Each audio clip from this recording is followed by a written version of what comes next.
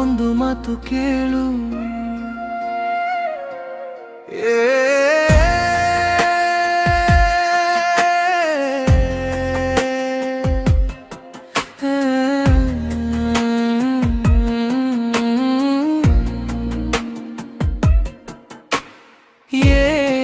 ತಮ್ಮ, ಮಾಡೋದನ್ನೆಲ್ಲ ಮಾಡಿ ಆಯ್ತಾ? ಮನಸ್ಸಿಗೆ ನೆಮ್ಮದಿ ಸಿಕ್ಕಿತಾ? ಕೈ ತುಂಬಾ ಲೋಕವ ಹಿಡಿದರು, ಕೊನೆಗೆ ಜೊತೆಯಾಗಿ ಬರುವುದು ಏನಯ್ಯ?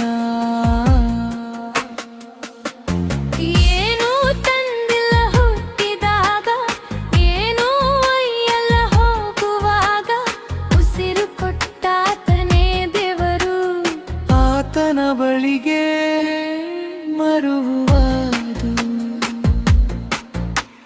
ಖಾಲಿ ಕೈಯಲ್ಲಿ ಬಂದೆ ಲೋಕಕ್ಕೆ, ಖಾಲಿ ಕೈಯಲ್ಲಿ ಹೋಗುವೆ ನೀ. ಹೆಸರಿನ ಹಿಂದೆ ಓಡಿದ ವರ್ಷಗಳು ನೆರಳಿನಂತೆ ಕರಗಿ ಹೋಗುವವು.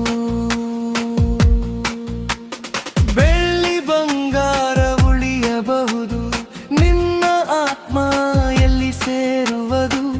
ಇಂದು ಬದುಕಿದ ರೀತಿಯೇ ನಾಳೆಯ ಉತ್ತರ ಹೇಳುವುದು.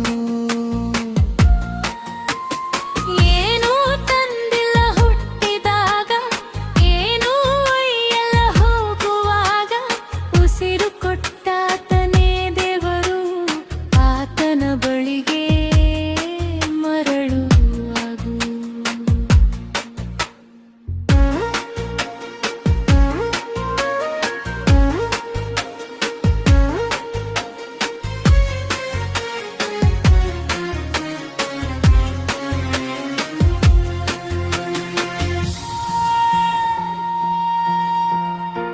ಮಣ್ಣಿನಿಂದ ದೇವರು ರೂಪಿಸಿದನು, ಮತ್ತೆ ಮಣ್ಣಿಗೆ ದೇಹ ಸೇರುವುದು.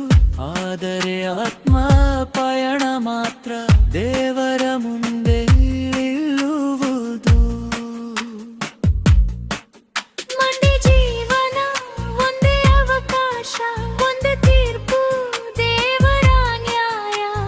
ಪ್ರೀತಿಯಿಂದ ಕರೆಯುವ ಯೇಸುವನ್ನು ಇಂದು ಏಕೆ ದೂರ ಮಾಡಬೇಕು?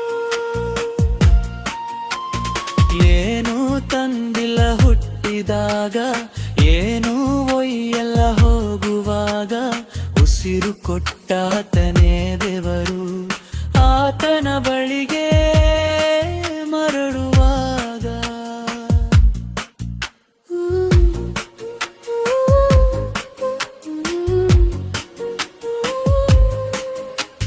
ಹೂವು ಬೆಳಿಗ್ಗೆ ಅರಳಿದರು, ಸಂಜೆಗೆ ಬಾಡಿ ಬೀಳುವುದು. ಮನುಷ್ಯನ ಬದುಕು ಗಾಳಿಯಂತೆ ಕ್ಷಣದಲ್ಲೇ ಮರೆಯಾಗುವುದು.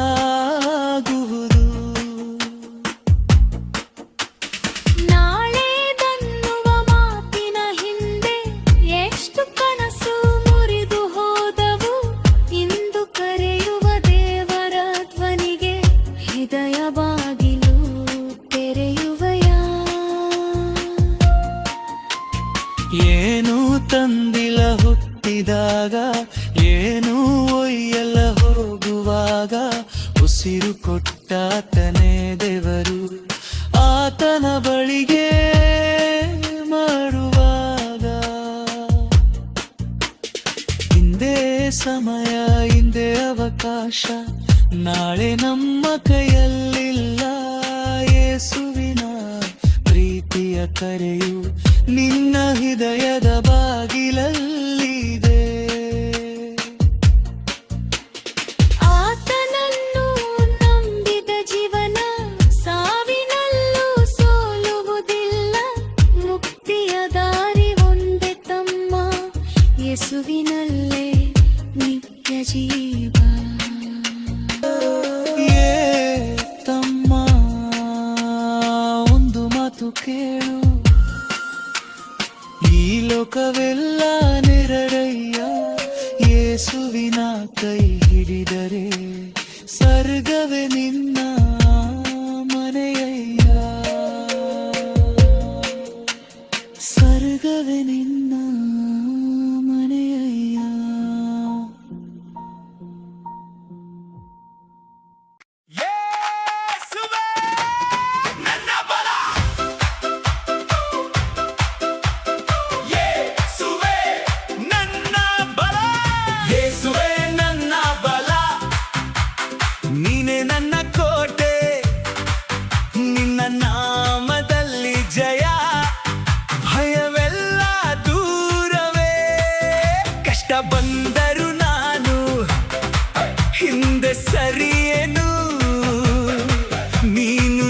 ಜೊತೆ ಇರುವಾಗ ಸೋಲೆನು ಒಪ್ಪೆನು, ಕೈ ಎತ್ತಿ ಹಾಡುವೆನು ನಿನ್ನ ನಾಮ ಸಾರುವೆನು, ಹೃದಯ ತುಂಬಿ ಕೂಗುವೆನು, ಯೇಸುವೆ ನೀನೆ ರಾಜನು, ಯೇಸುವೆ ಯೇಸುವೆ ನೀನೆ ನನ್ನ ವಿಜಯ, ಯೇಸುವೆ ಯೇಸುವೆ ನೀನೆ ನನ್ನ ಆಶ್ರಯ, ಜಯ ಜಯ ಯೇಸುವಿಗೆ ಸ್ತೋತ್ರ ಸ್ತೋತ್ರ ಯೇಸುವಿಗೆ, ನೃತ್ಯ ಮಾಡೋಣ ಹಾಡೋಣ ನಮ್ಮ ರಾಜನಿಗಾಗಿ.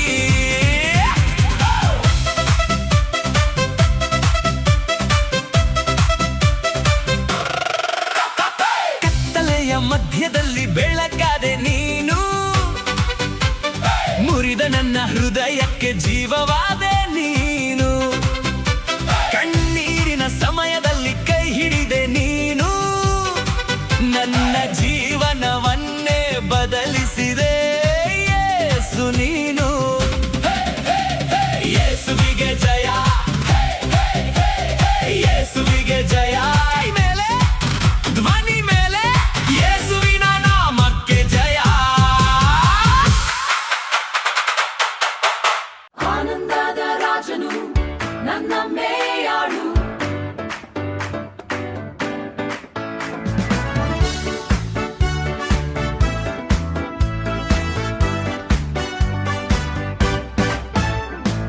ನನ್ನ ಮೇಯಾಳು ಯೇಸುವೆ, ನನಗೇನು ಕೊರತೆ ಇಲ್ಲ, ಹಸಿರು ಹುಲ್ಲಿನ ಮೈದಾನದಲ್ಲಿ ಶಾಂತಿಯಲ್ಲಿ ನಡೆಸುವನು, ಜೀವದ ನೀರಿನ ಬಳಿಗೆ ಕರೆದು ನನ್ನ ಆತ್ಮವನ್ನು ನವೀಕರಿಸುವನು, ಆತನ ಪ್ರೀತಿಯ ಮಾರ್ಗದಲ್ಲಿ ನಿತ್ಯವು ನನ್ನ ನಡೆಸುವನು. ಆನಂದ ಆನಂದ ಕರ್ತನಲ್ಲಿ ಆನಂದ, ನನ್ನ ಹಾಡು ಯೇಸುವೇ, ಸ್ತೋತ್ರ ಯೇಸುವೇ ನನ್ನ ರಕ್ಷಕನೇ, ಸ್ತೋತ್ರ ಸ್ತೋತ್ರ ಮಹಿಮೆಯ ರಾಜನಿಗೆ, ನನ್ನ ಜೀವವೆಲ್ಲ ನಿನ್ನದೇ, ಹಲ್ಲೆಲೂಯಾ.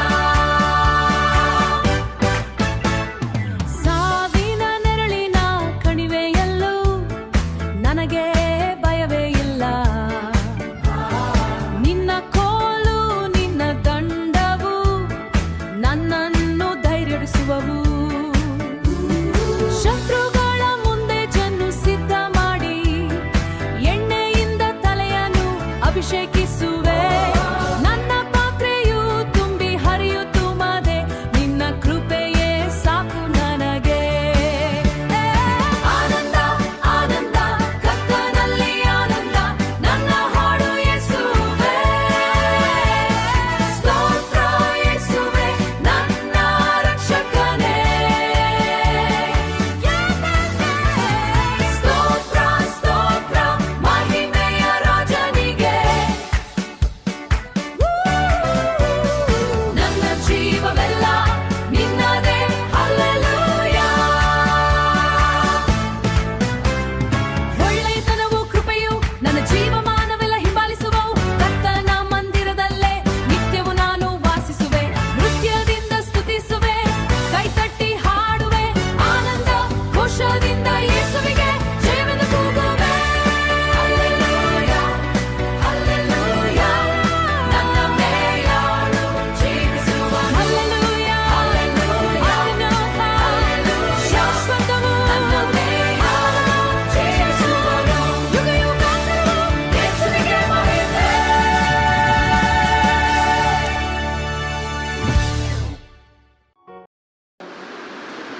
ಎಷ್ಟು ಜನ ಇಲ್ಲಿ ಸ್ಕೂಲ್ಗೆ ಹೋಗ್ತೀರಾ? School 1 2 3 4 5 6 6 school. ಕಾಲೇಜ್ 1 2 3 ಕೈ ಕಾಣಿಸ್ತಾ ಇಲ್ಲ. 1 2 3 4 5 ಎಲ್ಲಿ ಜರ್ಮನ್ ದಟ್ಸ್ ಆಲ್ಸೋ ಸ್ಕೂಲ್ ಅಂತಾನ ಅದು? ಓಕೆ. ಅವರಿಬ್ಬರು ಜರ್ಮನ್ ಕಲಿತಾ ಇದ್ದಾರೆ. ಏನಾದರೂ ಜರ್ಮನ್ ಕಲಿಬೇಕಂದ್ರೆ ಅವ್ರ ಹತ್ರ ಕೇಳ್ಬೋದು ನೀವು. ಓಕೆ, ಮಿಕ್ಕಿರೋರೆಲ್ಲ ಕೆಲಸ ಮಾಡ್ತಾರ. ನೀವೆಲ್ಲ ಕಾಲೇಜ್ ಕೈ ಎತ್ತಿಲ್ಲ. ನಾಟ್ ಎಟ್.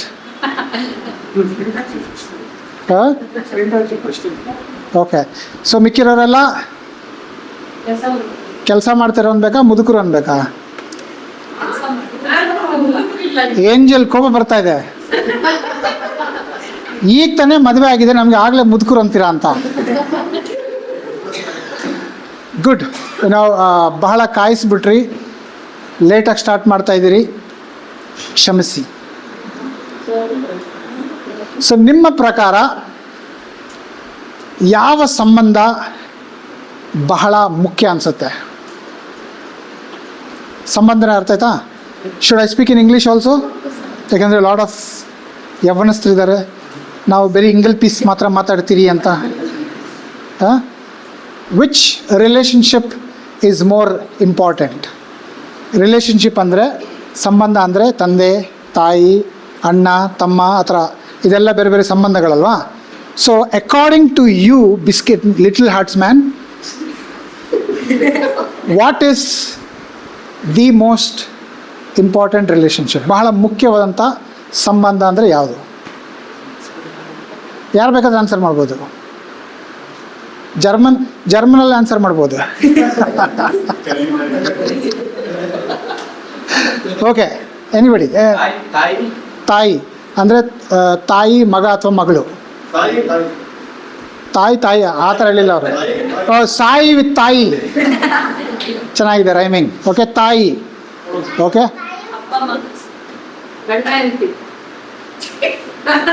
ಇಷ್ಟು ನಡೀತಾ ಇದೆ ಆದರೂ ಗಂಡ ಹೆಂಡತಿ. ಓಕೆ, ತಾಯಿ ಗಂಡ ಹೆಂಡತಿ. ಇನ್ನು ಕೆಲವು ಕೈ ಇತ್ತಿದೆ. ಹಾಂ, father and son, brother and sister. ಅವರಿಲ್ಲ ಅಂತ ಇದ್ದಾರೆ. Friendship. I will come back to you. Any other?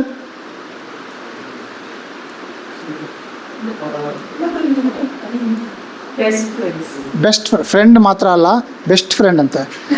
ನಿಮ್ಮ ಭಾಷೆಯಲ್ಲಿ ಹೇಳಬೇಕಂದ್ರೆ ಬೆಸ್ಟಿ ಆರ್ BFF ಅಲ್ವಾ? ಹಾಂ, ಕೈ ಎತ್ತಿರಿ. ತಾಯಿ ಮಗ. ಯಾರು ದೇವರು ಅಂದಿಲ್ಲ.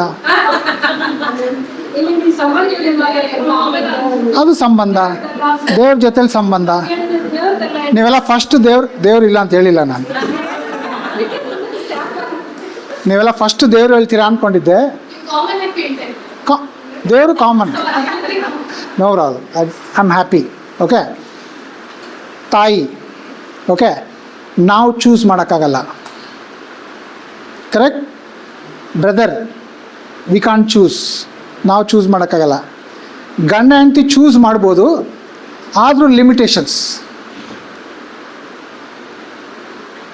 ಚೂಸ್ ಮಾಡಿದ್ರೆ ಅಯ್ಯಯ್ಯೋ ಯಾಕಾದರೂ ಚೂಸ್ ಮಾಡಿದ್ನೋ ಅಂತೆಲ್ಲ ಅನಿಸ್ಬಹುದು. ಆದರೆ ವಿಶೇಷ ಪ್ಲಸ್ ವಿಚಿತ್ರ ಅನ್ನೋದು ಫ್ರೆಂಡ್ಶಿಪ್ಪಲ್ಲಿ. ಯಾಕೆ? ಫ್ರೆಂಡ್ಶಿಪ್ ಹೇಗಾಗುತ್ತೆ ಅಂತ ಸ್ವಲ್ಪ ಆಲೋಚನೆ ಮಾಡಿ. ಗಂಡ ಹೆಂಡತಿ ಅನ್ನೋದು ಮದುವೆ ಆಗೋ ಟೈಮಲ್ಲಿ ಹುಡುಗಿ ನೋಡಬೇಕು, ಹುಡುಗ ನೋಡಬೇಕು. ಆವಾಗ ಸಂಬಂಧಗಳು ಯಾವುದಿದೆ ಅಂತ ನೋಡ್ಬಿಟ್ಟು ಆಪ್ಷನ್ 1, ಆಪ್ಷನ್ 2, ಆಪ್ಷನ್ 3. ಇದು ನಮ್ಮ ಕಾಲದಲ್ಲಿ. ಈಗಿನ ಕಾಲದಲ್ಲಿ ಸೋಷಿಯಲ್ ಮೀಡಿಯಲ್ಲಿ ಕನೆಕ್ಟ್ ಆಗ್ತಾರೆ. ನಿನ್ನೆ ಒಂದು ನ್ಯೂಸ್ ನೋಡಿದೆ,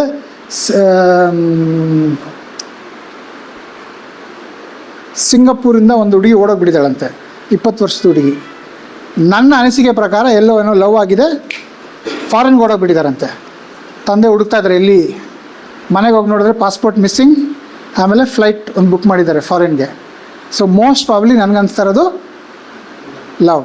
ಅಂದರೆ ಫಾರಿನ್ಗೆ ಹೋಗ್ಬೇಕಂತಂದರೆ ಬಹುಶಃ ಭೇಟಿನೂ ಮಾಡಿರಲ್ಲ. ಸೊ ಗಂಡ ಹೆಂಡತಿ ಸಂಬಂಧ ಸ್ವಲ್ಪ ಡಿಫ್ರೆಂಟು. ಫ್ರೆಂಡ್ಶಿಪ್ ಹೇಗೆ ಸ್ಟಾರ್ಟ್ ಆಗುತ್ತೆ ಹೇಳಿ? Okay, unexpected, just like that. How? ಹಾಂ, ಒಂದು ಪಕ್ಕದ ಮನೆ.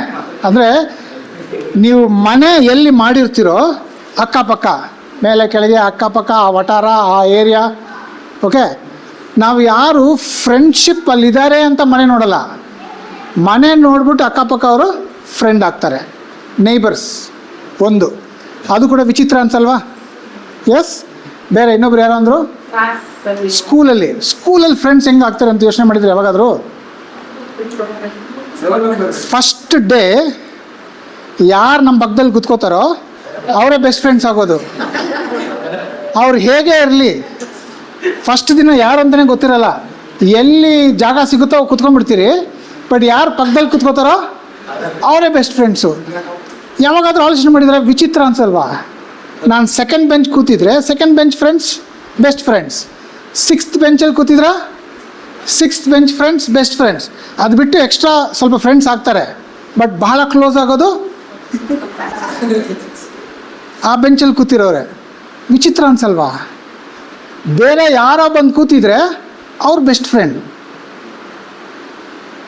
ಇದು ತಾನಾಗಿ ಬಂದು ಸೇರಿಕೊಳ್ಳೋಂಥ ಒಂದು ಸಂಬಂಧ.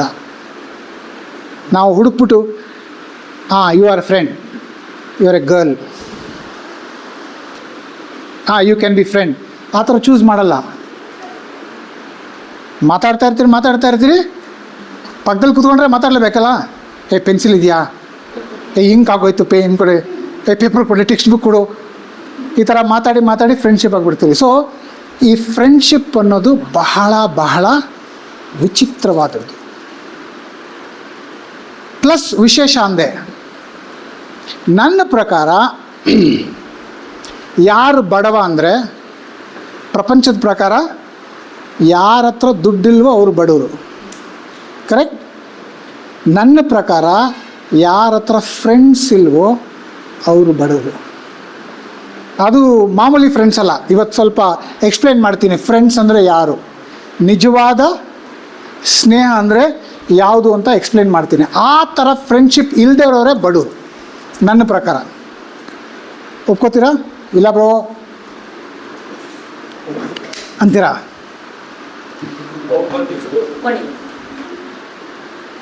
Friendship makes us rich. Friends ಇದ್ದರೆ, ಅದು ಆತ್ಮೀಯ ಗೆಳೆಯ ಅಥವಾ ಗೆಳತಿ ಇದ್ದರೆ ಅವರು ಭಾಳ ಶ್ರೀಮಂತರು ನನ್ನ ಪ್ರಕಾರ. ಓಕೆ, ಒಂದು ಸಣ್ಣ ಕತೆ ಹೇಳ್ತೀನಿ. ವರ್ಲ್ಡ್ ವಾರ್ ನಡೀತಾ ಇರಬೇಕಾದ್ರೆ, ಎರಡನೇ ಮಹಾಯುದ್ಧ ನಡಿಬೇಕಾದ್ರೆ, ಒಂದು ಯುದ್ಧದ ಮೈದಾನದಲ್ಲಿ ಬಾಂಬ್ ಸ್ಫೋಟಗಳಾಗ್ತಾ ಇರುತ್ತೆ. ಬಾಂಬ್ ಸ್ಫೋಟ ಆ್ಯಂಡ್ ಗನ್ ಫೈರಿಂಗ್ ಆಗ್ತಾ ಇರುತ್ತೆ. ಸೊ ಒಂದು ತಂಡ ಆ ಯುದ್ಧದ ಭೂಮಿ ತುಂಬ ಸೈನಿಕರು ಅಂದರೆ ಆಪೋಸಿಟ್ ತಂಡದ ಸೈನಿಕರು, ವೈರಿಗಳು ಸಿಕ್ಕಾಪಟ್ಟೆ ಶೂಟ್ ಮಾಡ್ತಾ ಇದ್ದಾರೆ ಗಡಗಡ ಅಂತ. ಇವ್ರ ಹತ್ರ ಗನ್ಸು ಬುಲೆಟ್ಸ್ ಖಾಲಿ ಆಗ್ತಾ ಇದೆ. ಸೊ ಅವ್ರೇನು ಮಾಡಿದ್ರು, ತಪ್ಪಿಸ್ಕೊಂಡು ಓಡೋಗೋಕ್ಕೆ ಶುರು ಮಾಡ್ತಾ ಇದ್ದಾರೆ. ಸೊ ಎಲ್ಲ ತಪ್ಪಿಸ್ಕೊಂಡು ಓಡೋಗ್ತಾರೆ. ಒಂದಷ್ಟು ದೂರ ಓಡಾದ ನಂತರ ಅವರು ಅಕ್ಕಪಕ್ಕ ನೋಡ್ತಾರೆ. ಒಬ್ಬ ಸೈನಿಕ, ಅರೆ ನನ್ನ ಗೆಳೆಯ ಇನ್ನು ಯುದ್ಧದ ಮೈದಾನದಲ್ಲೇ ಇದ್ದಾನೆ, ನಾವು ಬಿಟ್ಟು ಬಂದುಬಿಟ್ಟಿದ್ರಿ ಅಂತ ವಾಪಸ್ ಓಡೋಕೆ ಹೋಗ್ತಾನೆ. ಆವಾಗ ಆ ತಂಡದ ನಾಯಕ ಅವನ್ನ ತಡೆದ್ಬಿಟ್ಟು, ಹೋಗೋದ್ರಲ್ಲಿ ಏನೂ ಲಾಭ ಇಲ್ಲ, ಎಷ್ಟು ಬುಲೆಟ್ಗಳು ವೈರಿಗಳು ಸುಡ್ತಾ ಇದ್ದಾರೆ ಅಂದರೆ ಬದುಕಿರೋದಕ್ಕೆ ಸಾಧ್ಯನೇ ಇಲ್ಲ, ನೀನು ಹೋದರೆ ನೀನು ಸಾಯ್ತ್ಯ, ಖಂಡಿತ ಅವ್ನು ಬದುಕಿರಲ್ಲ, ನೀನು ಹೋದರೆ ನೀನು ಸಾಯ್ತ್ಯ, ವೇಸ್ಟು, ಹೋಗ್ಬೇಡ ಅಂತ ತಂಡದ ನಾಯಕ ಹೇಳ್ತಾರೆ. ಆದರೆ ಇವನು ಹೇಳ್ತಾನೆ, ಇಲ್ಲ ನಾನು ಹೋಗಲೇಬೇಕು ಅಂತ ಹೋಗ್ತಾನೆ. ಹೋಗಿ ತಪ್ಪಿಸ್ಕೊಂಡು ಹೋಗಿ ನೋಡ್ತಾನೆ, ಯುದ್ಧದ ಮೈದಾನದಲ್ಲಿ ಅವನ ಸ್ನೇಹಿತ ಗುಂಡೇಟು ಬಿದ್ದು ರಕ್ತ ಸುರ್ಕೊಂಡು ಬಿದ್ದಿದ್ದಾನೆ, ಇನ್ನೂ ಜೀವ ಇದೆ. ಇವನು ಹೋಗಿ ಬಾ ನಾನು ನಿನ್ನ ಎತ್ಕೊಂಡು ಹೋಗ್ತೀನಿ ಅಂತ ಎತ್ಕೊಳ್ತಾನೆ. ಇವನು ಹೋಗಿ ಅವನ ಹತ್ರ ಮಾತಾಡಿದ ತಕ್ಷಣ ಅವನ ಹತ್ರ ಹೇಳ್ತಾನೆ, ಸ್ನೇಹಿತ ನನಗೆ ಗೊತ್ತಿತ್ತು ನೀನು ಬಂದೇ ಬರ್ತೀಯ, ನನ್ನ ಹುಡ್ಕೊಂಡು ನೀನು ಬಂದೇ ಬರ್ತೀಯ, ಎಷ್ಟೇ ಭೀಕರವಾದಂಥ ಗುಂಡುಗಳು ಬುಲೆಟ್ಸ್ಗಳು ಹೋಗೋಡ್ತಾಯಿದ್ರು, ಪ್ರಾಣ ಹೋಗೋಂಥ ಪರಿಸ್ಥಿತಿ ಇದ್ದರೂ ನೀನು ನನ್ನನ್ನು ಹುಡ್ಕೊಂಡು ಬರ್ತೀಯ ಅಂತ ನನಗೆ ಗೊತ್ತಿತ್ತು ಅಂತ ಹೇಳ್ತಾನೆ. ಎತ್ಕೊಂಡು ತನ್ನ ಫ್ರೆಂಡ್ನ ಎತ್ಕೊಂಡು ಓಡ್ತಾನೆ. ಇನ್ನೇನು ತಪ್ಪಿಸ್ಕೋಬೇಕು ಆ ಯುದ್ಧದ ಮೈದಾನದಿತ್ತ, ಆ ಹೊರಗೆ ಬರೋ ಸಮಯದಲ್ಲಿ ಅವನ ಪ್ರಾಣ ಹೋಗ್ಬಿಡುತ್ತೆ. ಸೊ ಆ ತಂಡ ನಾಯಕ ಹೇಳ್ತಾನೆ, ನಾನು ಹೇಳಿದೆ ವೇಸ್ಟ್, ನೋಡು ಬದುಕಿಲ್ಲ ಅವನು. ನೀನು ಓದೆ, ನಿನ್ನ ಪ್ರಾಣ ಒತ್ತೆ ಇಟ್ಟು ಅವನನ್ನು ಉಳಿಸೋಣ ಅಂತ ಓದೆ. ಆದರೆ ಈಗ ಏನಾಯಿತು? ವೇಸ್ಟ್. ನಿನ್ನ ಪ್ರಾಣನೂ ಹೋಗ್ಬೋದಾಗಿತ್ತಲ್ವಾ, ನೀನು ಮಾಡಿದ್ದು ವೇಸ್ಟ್ ಕೆಲಸ ಅಂತಾನೆ. ಅದಕ್ಕೆ ಈ ವ್ಯಕ್ತಿ ಹೇಳ್ತಾನೆ, ಇಲ್ಲ, ನನ್ನ ಫ್ರೆಂಡು ನನ್ನ ಮೇಲೆ ನಂಬಿಕೆ ಇಟ್ಟಿದ್ದ, ನಾನು ಬರ್ತೀನಿ ಅಂತ. ಆ ನಂಬಿಕೆ ನಾನು ಉಳಿಸ್ಕೊಂಡೆ. ಅವನು ಸಾಯೋ ಸಮಯದಲ್ಲಿ ಆ ನಂಬಿಕೆಯಿಂದ ಸತ್ತ. ನನ್ನ ಸ್ನೇಹಿತ ನನಗೋಸ್ಕರ ಬರ್ತಾನೆ ಅಂತ ನಾನು ನಂಬಿದ್ದೆ, ಆ ನಂಬಿಕೆನ ಉಳಿಸ್ಕೊಂಡವನು. ಆ ನಂಬಿಕೆಯಲ್ಲಿ ಅವನು ಸತ್ತ ಅಂತ. ಸ್ನೇಹ ಅಂದರೆ ಇದು, ರೈಟ್? ಸೊ ಇನ್ನು ಸ್ವಲ್ಪ ಆಳವಾಗಿ ಅರ್ಥ ಮಾಡ್ಕೊಳ್ಳೋಣ. ಆದಿಕಾಂಡ 2ನೇ ಅಧ್ಯಾಯ 18ನೇ ವಚನದಲ್ಲಿ ಹೇಳುತ್ತೆ, ಹೇಳ್ತೀನಿ ಆವಾಗ ಮಾತ್ರ ಓದಿ. ಇದು ದೇವ್ರು ನೋಡ್ತಾರೆ, ಆದಾಮ್ ಸೃಷ್ಟಿ ಮಾಡ್ತಾರಲ್ಲ, ಆದಾಮ್ ಸೃಷ್ಟಿ ಮಾಡಿಬಿಟ್ಟು ಆದಾಮ್ನ ನೋಡಿ ಏನು ಹೇಳ್ತಾರೆ? ಇವನು ಒಬ್ಬನೇ ಇರಿದ್ರೆ ಸಂತೋಷವಾಗಿರೋಕ್ಕಾಗಲ್ಲ ಅಂತ ಅವ್ರಿಗೆ ಅವ್ವಳು ಸೃಷ್ಟಿ ಮಾಡ್ತಾರೆ. ಓಕೆನಾ? ಆದಾಮ್ ಅವ್ವ ಸ್ಟಾರ್ಟಿಂಗಲ್ಲಿ. ಓಕೆ, ಯಾಕೆ ಅದ್ರ ಬಗ್ಗೆ ಹೇಳ್ತಾ ಇದ್ದೀನಿ ಅಂತಂದರೆ, we are created to be social beings. ನಾನು ಒಂಟಿ ಸಲಗ, ನಾನು ಏಕಾಂಗಿ, ಇದೆಲ್ಲ ಬರೀ ಸಿನಿಮಾ ಟೈಟಲ್ಗೆ ಓಕೆ. ನಿಜ ಜೀವನದಲ್ಲಿ ಆ ಥರ ಜೀವನ ಮಾಡೋಕ್ಕಾಗಲ್ಲ. ದೇವರು ನಮ್ಮ ಸೃಷ್ಟಿ ಮಾಡಿರೋದು ಸಾಮೂಹಿಕವಾಗಿ, ಒಂದು ಸೊಸೈಟಿಯಲ್ಲಿ ಜೀವನ ಮಾಡೋ ಥರನೇ ನಮ್ಮ ಸೃಷ್ಟಿ ಮಾಡಿರೋದು. ಸೊ ನಮ್ಮೆಲ್ಲರಿಗೂ ಕೂಡ ಫ್ರೆಂಡ್ಸ್ ಬೇಕಾಗಿದ್ದಾರೆ.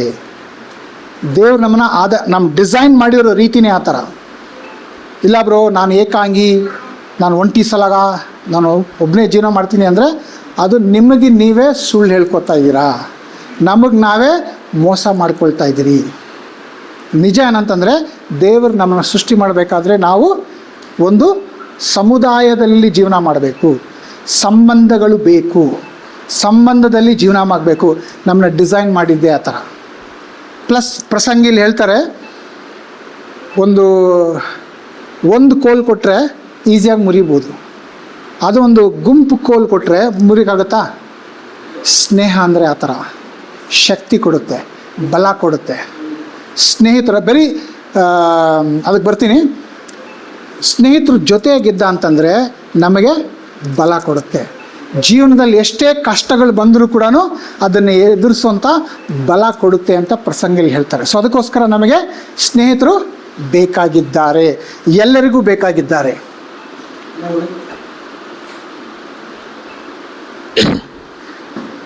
ಬಟ್ ಇವತ್ತು ಕಠೋರ ಸತ್ಯ, ದ ಹಾರ್ಡ್ ಟ್ರೂತ್ ಏನಂದರೆ, ನಮ್ಮ ಫೋನ್ ತೊಗೊಂಡ್ರೆ ಫೋನ್ ಕಾಂಟ್ಯಾಕ್ಟ್ಸಲ್ಲಿ 100, 500, 1000 ಕಾಂಟ್ಯಾಕ್ಟ್ಸ್ಗಳಿರುತ್ತೆ. ಓಕೆ, ಸೋಷಿಯಲ್ ಮೀಡಿಯಾ ತೊಗೊಂಡ್ರೆ ಇನ್ಸ್ಟಾಗ್ರಾಮ್, ಬೇರೆ ಅಂದರೆ ಸ್ನ್ಯಾಪ್ಚಾಟ್, ಫೇಸ್ಬುಕ್ ಎಲ್ಲ. ನಾನಿವಾಗ ಬೆಂಗಳೂರಲ್ಲಿ ಫೇಸ್ಬುಕ್ ಹೇಳಿದ್ರೆ, ಅಂಕಲ್ ಅದೆಲ್ಲ ಬೂಮರ್ಸ್ದು, ಈಗಿನ ಕಾಲದಲ್ಲಿ ಯಾರು ಫೇಸ್ಬುಕ್ ಯೂಸ್ ಮಾಡಲ್ಲ ಅಂತ ಗೇಲಿ ಮಾಡಿದರು. ಅದಕ್ಕೆ ಫೇಸ್ಬುಕ್ ಅನ್ನೋದು ನಿಲ್ಲಿಸ್ಬಿಟ್ಟಿದ್ದೀನಿ. ಓಕೆ, ಈಗಿನ ಕಾಲದಲ್ಲಿ ಯೂಸ್ ಮಾಡ್ತಿರೋದು insta, Snapchat, Telegram, WhatsApp. Okay, Facebook messenger. Okay, social media. Okay, ಅದರಲ್ಲಿ ಎಷ್ಟೊಂದು ಜನ ಕಾಂಟ್ಯಾಕ್ಟ್ಸ್ ಇದ್ದಾರೆ. ನೀವೊಂದು ಫೋಟೋ ಹಾಕಿದ್ರೆ ಲೈಕ್ಸ್ಗಳು ಬರುತ್ತೆ, ಕಮೆಂಟ್ಗಳು ಬರುತ್ತೆ ಅಂತ ನೀವು ಕಾಯ್ತಾ ಇರ್ತೀರ. ಆದರೆ ನಿಮಗೆ ಎಷ್ಟು ಲೈಕ್ಗಳು ಬೇಕೋ ಅಷ್ಟು ಬರಲ್ಲ. ನೀವು ಡಿಸ್ಕರೇಜ್ ಆಗಿ, ಅಯ್ಯೋ ಬಹುಶಃ ನಾನು ಹಾಕಿರೋ ಫೋಟೋ ಸರಿ ಇಲ್ಲ, ನಾನು ಹಾಕಿರೋ ಏನು ಕಂಟೆಂಟ್ ಹಾಕಿರೋ ಸರಿ ಇಲ್ಲ ಅಂತ ನೀವು ಡಿಸ್ಕರೇಜ್ ಆಗ್ತಾ ಇರ್ತೀರ. ಸೊ ಕಾಂಟ್ಯಾಕ್ಟ್ಸಲ್ಲಿ, ಸೋಷಿಯಲ್ ಮೀಡಿಯಾದಲ್ಲಿ, ಫೋನ್ ಬುಕ್ಕಲ್ಲಿ 1000 ತನಕ ಕಾಂಟ್ಯಾಕ್ಟ್ಸ್ ಇರುತ್ತೆ. ಆದರೆ ನಿಮಗೆ ಬೇಕಾಗಿದ್ದಾಗ, ನಿಮಗೆ ಸಹಾಯ ಬೇಕಾಗಿದ್ದಾಗ, ನೀವು ಯಾರ ಹತ್ರ ಆದರೂ ಮನಸ್ಸು ಬಿಚ್ಚಿ ಮಾತಾಡಬೇಕಂದ್ರೆ ಒಬ್ಬರು ಇರಲ್ಲ. ಯಾಕೆ? ಎಲ್ಲ ಬರೀ ಆನ್ಲೈನ್ ಇದ್ದಾರೆ. ಮನಸ್ಸು ಬಿಚ್ಚಿ ಮಾತಾಡೋಕ್ಕೆ ಯಾರೂ ಇಲ್ಲ. ಇವತ್ತಿನ ಕಠೋರ ಸತ್ಯ ಇದೆ. ಕಷ್ಟ ಕಾಲದಲ್ಲಿ ನಾನು ಯಾರನ್ನ ಹುಡುಕಬೇಕು ಅಂತಂದರೆ ಇಲ್ಲ. ಒಪ್ಕೋತೀರಾ? ಇವತ್ತಿನ ಪರಿಸ್ಥಿತಿ ಆಗಿದೆ. ನೀವು ಮಧ್ಯರಾತ್ರಿ ನಿಮಗೆ ಒಂಟಿತನ ಕಾಡ್ತಾ ಇದೆ. ಓಕೆ, ಕಷ್ಟ, ಸ್ಟ್ರೆಸ್ಸು, ಬಾಧೆ, ಚಿಂತೆ ಮಾತಾಡಬೇಕು ಅಂದರೆ ಯಾರೂ ಇಲ್ಲ. ನೀವೇ ನಮ್ಮ ಜೀವನ ಹೆಂಗಾಗ್ಬಿಟ್ಟಿದೆ, ಈ ಫೋಟೋ ಕಾಣಿಸ್ತಿದ್ಯಾ, ಕೋಣೆಯಲ್ಲಿ ಒಬ್ಬರೇ ಕೂತ್ಕೊಂಡು ಮೊಬೈಲಲ್ಲಿ ಯಾರಾದರೂ ಆನ್ಲೈನ್ ಇದ್ದಾರಾ, ಯಾರಾದರೂ ಮಾತಾಡೋರು ಇದ್ದಾರಾ, ಯಾರೂ ಇರಲ್ಲ. ಅದು ಎಸ್ಪೆಷಲಿ ಮೀನಿಂಗ್ಫುಲ್, ಅರ್ಥಭರಿತವಾಗಿ ಮಾತಾಡಬೇಕಂದ್ರೆ ಯಾರೂ ಇಲ್ಲ. ಒಂಟಿತನ ಕಾಡ್ತಾ ಇರುತ್ತೆ ನಮಗೆ. ಇವತ್ತಿನ ಫ್ರೆಂಡ್ಶಿಪ್ನ ಕಠೋರ ಸತ್ಯ ಇದು. ಫ್ರೆಂಡ್ಶಿಪ್ ಅಂತ ಬಂದರೆ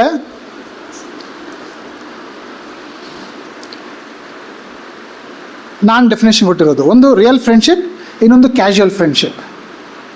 ಸುಮ್ಮನೆ ಹರಟೆ ಹೊಡಿಯೋಕ್ಕಂದರೆ ಎಷ್ಟೊಂದು ಜನ ಸಿಗ್ತಾರೆ. ಸಿನಿಮಾ ಬಗ್ಗೆ ಮಾತಾಡಬೇಕಂದ್ರೆ ಎಷ್ಟೊಂದು ಜನ ಸಿಗ್ತಾರೆ. ಸ್ಯಾರಿ, ಜ್ಯುವೆಲ್ರಿ, ವಾಚ್, ಹೊಸ ಹೊಸ ಬಟ್ಟೆ, ಈ ಥರ ವಿಷಯ ಮಾತಾಡಬೇಕಂದ್ರೆ ಜನ ಸಿಗ್ತಾರೆ. ಪಾಲಿಟಿಕ್ಸ್, ಕ್ರಿಕೆಟ್, ಇನ್ನೊಂದು ಚಾಡಿ ಮಾತಾಡೋದು, ಗಾಸಿಪ್, ಬೇರೆಯವ್ರ ಬಗ್ಗೆ ಆ ಮೂಲೆ ಮನೆ ಗೊತ್ತಾ, ಈ ಮೇಲ್ಮನೆ ಗೊತ್ತಾ, ಈ ಥರ ವಿಷಯ ಮಾತಾಡೋದಕ್ಕೆ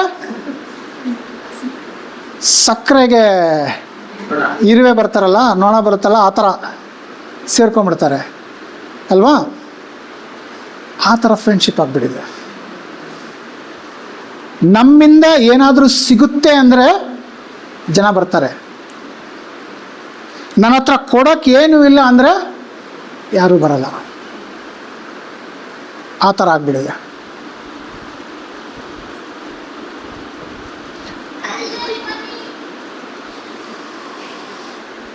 ಇನ್ನೊಂದು ಥರ ಫ್ರೆಂಡ್ಶಿಪ್ ಏನಂದರೆ, ನಮಗೆ ಹೇಗೆ ಇಷ್ಟ ಆಗುತ್ತೋ ಆ ಥರ ಮಾತಾಡೋಕ್ಕೆ ಮಾತ್ರ ಫ್ರೆಂಡ್ಶಿಪ್ ಇದ್ದಾರೆ. ನಿನ್ನ ಹೇರ್ ಸ್ಟೈಲ್ ಚೆನ್ನಾಗಿದೆ, ನಿನ್ನ ಬಟ್ಟೆ ಚೆನ್ನಾಗಿದೆ, ನಮಗೇನಾಗ ಇಷ್ಟ ಆಗುತ್ತೋ ಅದು ಮಾತ್ರ. ನಾನು ಏನು ತಪ್ಪು ಮಾಡ್ತಾಯಿದ್ದೀನಿ ಅದನ್ನು ಎತ್ತಿ ಹೇಳುವಂಥ ಫ್ರೆಂಡ್ಶಿಪ್ ಇಲ್ಲ.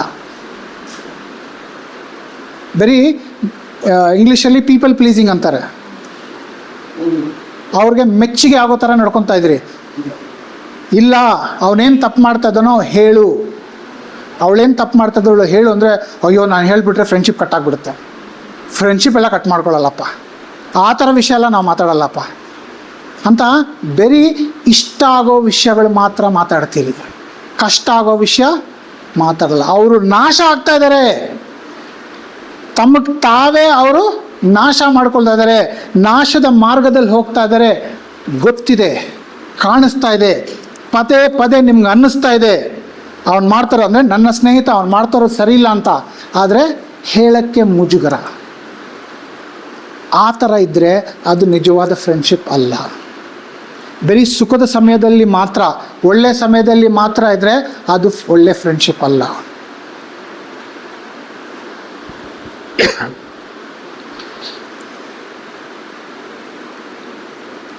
ತಪ್ಪು ಮಾರ್ಗದಲ್ಲಿ ಹೋಗ್ತಾ ಇದ್ದರೆ ಪರವಾಗಿಲ್ಲ ಬಿಡೋ.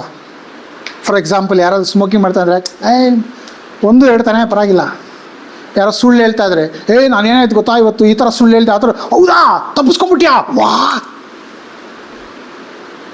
ಸೊ ಆ ರೀತಿಲಿ ಸರಿಯಾದ ಮಾರ್ಗದರ್ಶನ ನೀಡ್ತಾ ಇಲ್ಲ ಅಂದರೆ ಅದು ಕೂಡ ಒಳ್ಳೆ ಸ್ನೇಹ ಅಲ್ಲ. ಫ್ರೆಂಡ್ಶಿಪ್ಪಲ್ಲಿ ಕರೆಕ್ಟಾದ ದಿಕ್ಕು ತೋರಿಸ್ತಾ ಇದ್ದೀರಾ. ಸೊ ಈ ರೀತಿಲಿ ಹಲವಾರು ರೀತಿಯಲ್ಲಿ ನಮ್ಮ ಸ್ನೇಹನ ನಾವೇ ಒಂದು ಗೋಡೆ ಥರ ಕಟ್ಕೊಂಡು ಇಷ್ಟೇ, ಆ ರೀತಿಲಿ ಆ ಬೌಂಡ್ರಿ ಒಳಗೆ ಸ್ನೇಹ ಇದ್ದ ಅಂದರೆ ಅದು ನಿಜವಾದ ಫ್ರೆಂಡ್ಶಿಪ್ ಅಲ್ಲ, ನಿಜವಾದ ಸ್ನೇಹ ಅಲ್ಲ.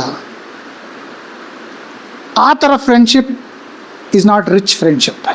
ಅದು ಶ್ರೀಮಂತ ಫ್ರೆಂಡ್ಶಿಪ್ ಅಲ್ಲ, ಅದು ಬಡವರ ಫ್ರೆಂಡ್ಶಿಪ್. ಸೊ ಒಂದು ಬರೀ ಆನ್ಲೈನ್ ಫ್ರೆಂಡ್ಶಿಪ್ ಇದೆ, ಇನ್ನೊಂದು ಕ್ಯಾಶುಯಲ್ ಫ್ರೆಂಡ್ಶಿಪ್ ಇದೆ ಇವತ್ತಿನ ಜಗತ್ತಿನಲ್ಲಿ. ನಿಜವಾದ ರಿಯಲ್ ಫ್ರೆಂಡ್ಶಿಪ್ ಇಲ್ಲ. ಸೊ ಏನು ಮಾಡಬೇಕು? ಎಲ್ರಿಗೂ ಫ್ರೆಂಡ್ಸ್ ಇದ್ದಾರಲ್ವಾ, ಕೆಲವು ಪ್ರಶ್ನೆಗಳು ಕೇಳ್ತೀನಿ, ನೀವು ಒಂದು 3 ಫ್ರೆಂಡ್ಸ್ ಇಟ್ಕೊಳ್ಳಿ ಮನಸ್ಸಲ್ಲಿ. ಓಕೆ, ಆ ಫ್ರೆಂಡ್ಸು ಈ ಥರ ಇದ್ದಾರಾ ಅಂತ ಚೆಕ್ ಮಾಡ್ಕೊಳ್ಳಿ.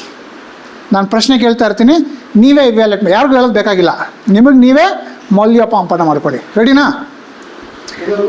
ನಿಮ್ಮ ಸ್ನೇಹಿತ ನಿಮ್ಮನ್ನು ದೇವ್ರ ಕಡೆ ಅಥವಾ ಒಳ್ಳೆ ಜೀವನದ ಕಡೆ ದಾರಿ ತೋರಿಸ್ತಾ ಇದ್ದಾನ ಇಲ್ವಾ?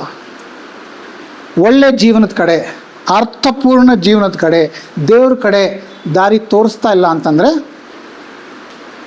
ಕಳಪೆ ಫ್ರೆಂಡ್ಶಿಪ್, ಕ್ಯಾಶುಯಲ್ ಫ್ರೆಂಡ್ಶಿಪ್, ಅರ್ಥಪೂರ್ಣ ಫ್ರೆಂಡ್ಶಿಪ್ ಅಲ್ಲ.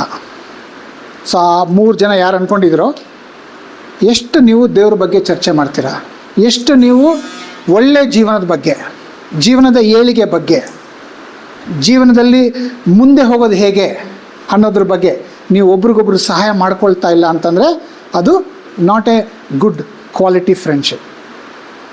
2ನೇ ಟೆಸ್ಟು,